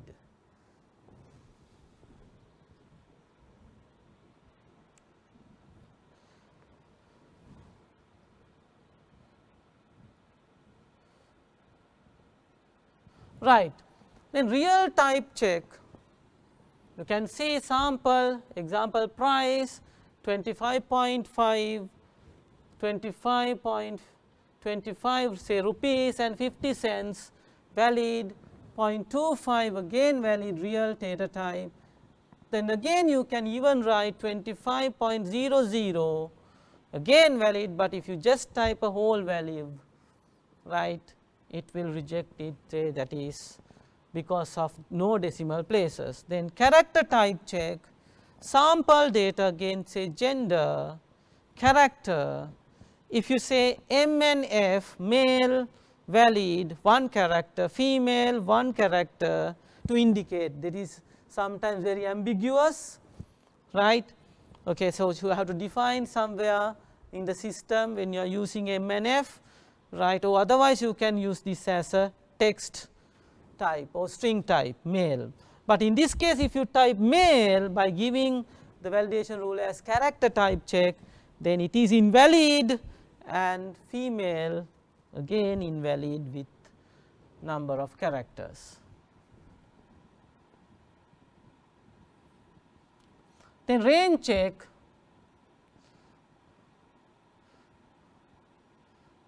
right, the range check is performed again, this is what, to get validation method, to get correct data into the system. Who is doing this?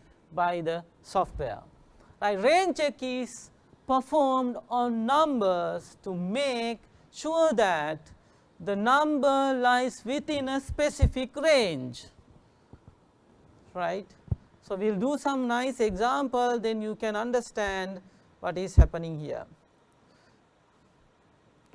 Right, now just think about undetected errors in integer type check can be identified by enforcing range check.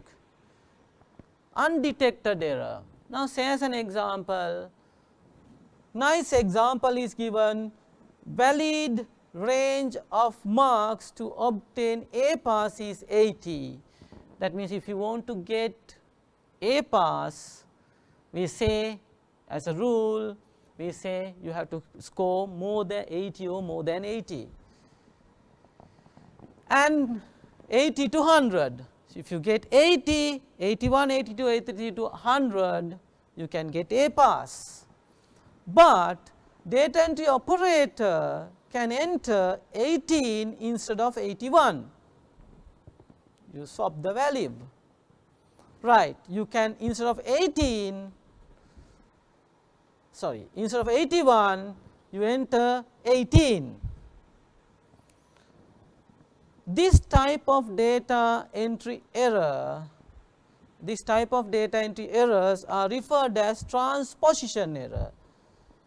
The position of a particular value is not correct, transposition error. So, can you see, if you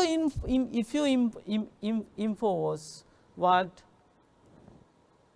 integer type check, you can't detect this, because 18 is an integer value, 81 is an integer value. But we need specific correct data to give a pass, that is, the value must be equal to 80 and above and equal to 100 and below, right. So, this is transposition error and unable to detect by integer type check.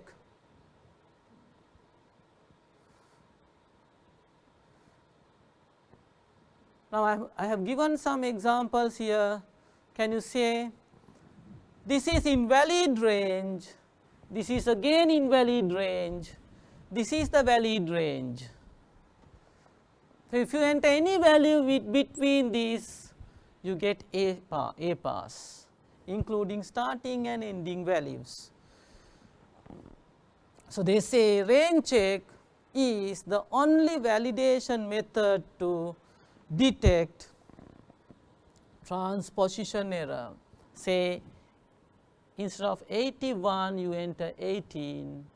So, character integer type check will not help you to detect it, but the range check can do that. The presence check, entering data into a database, completeness of some fields are optional and some are compulsory. Presence check enforced to have data inside compulsory field. Fields cannot be blank or null. Presence means, say, if you make the particular field as presence, right, not null, then what happen?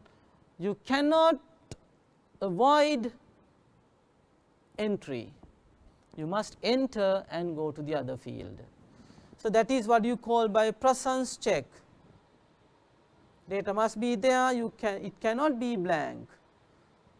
Example, students identification number compulsory, you have to, that is a key field, the main field, unique field, you have to enter it, and email address sometimes optional. So, you can enter or it is not compulsory to enter, right, because sometimes students may have or have not email addresses. The length check is used to enforce, to count numbers. This is length check, number of characters in a database field. Length check, right, length check is used to enforce, to count number of characters in a database field. If fewer or more characters are entered, then what is happening? The system will display an error message. You can understand that very clearly. Example, the number of characters in a national identity card number is 10. Entering less, say if you enter without V, if you enter 9, the system will reject that data because it is against the validation rule, that is length check. Or more numbers of characters will display an error message.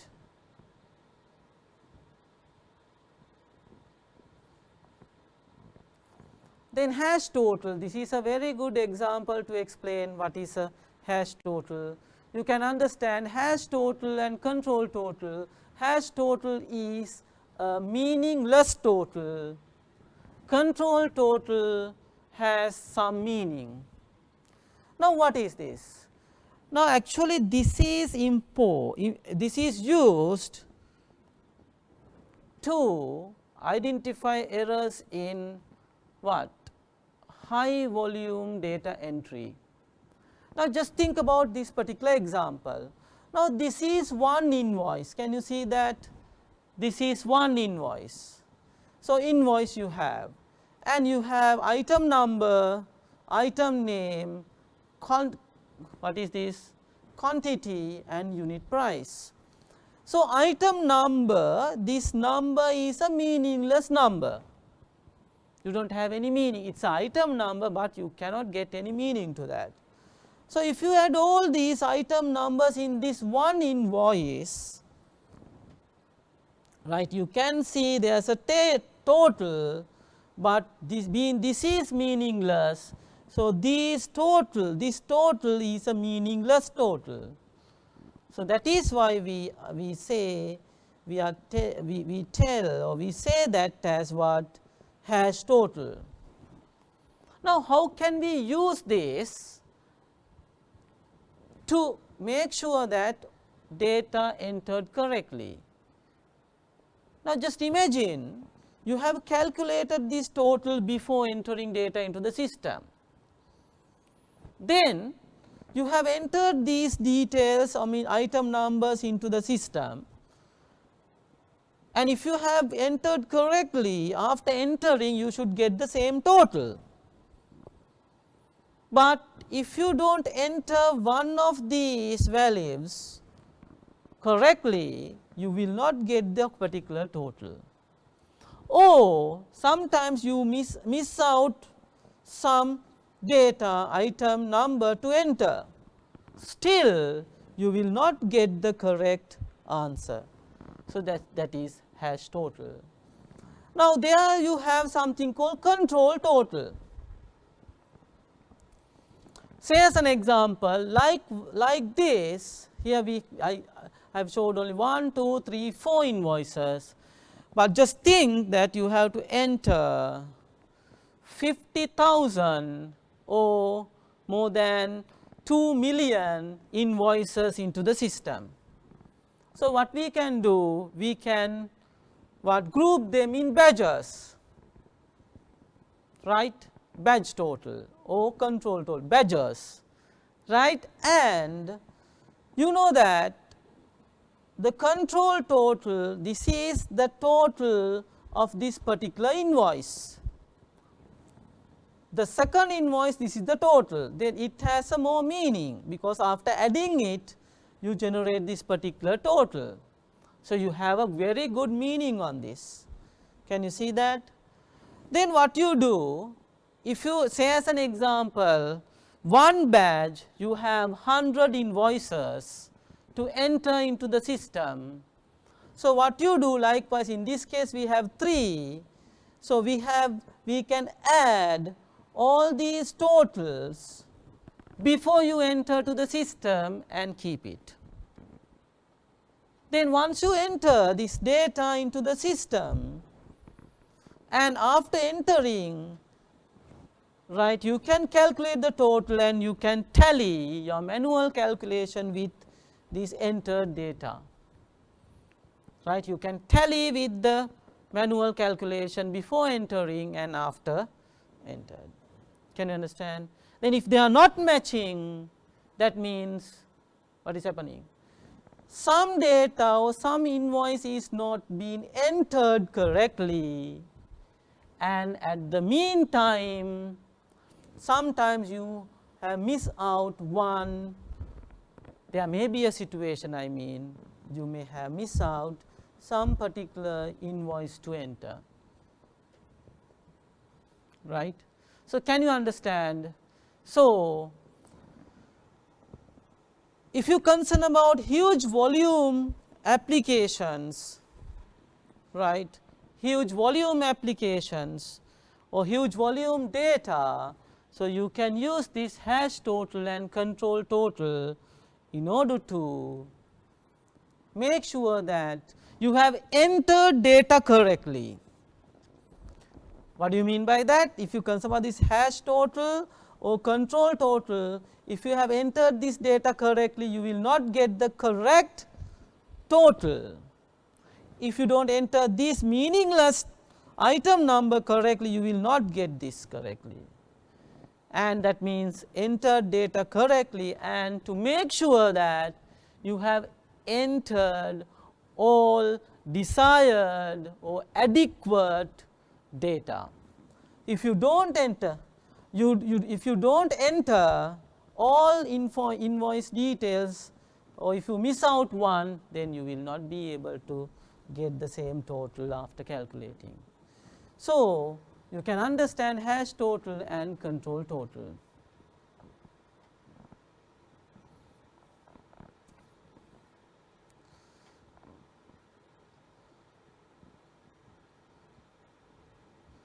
Right.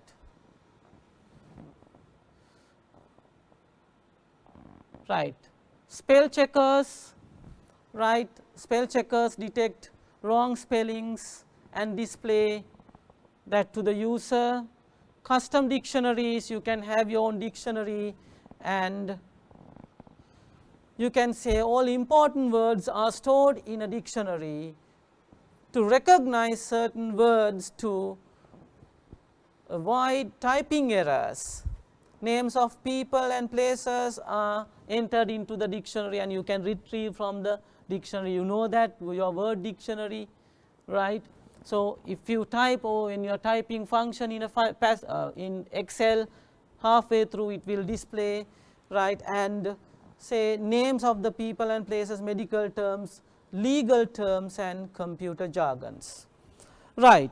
Now, today we have discussed, right, some of the validation techniques, but not complete, right. So, in the next lesson I will continue and get ready with your past papers to do some sample past paper questions, right.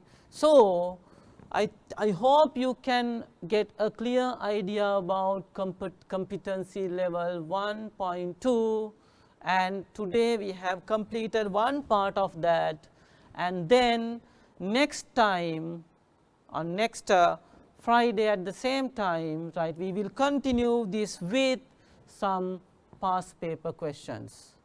So, I hope you can understand what we did today, and thank you very much.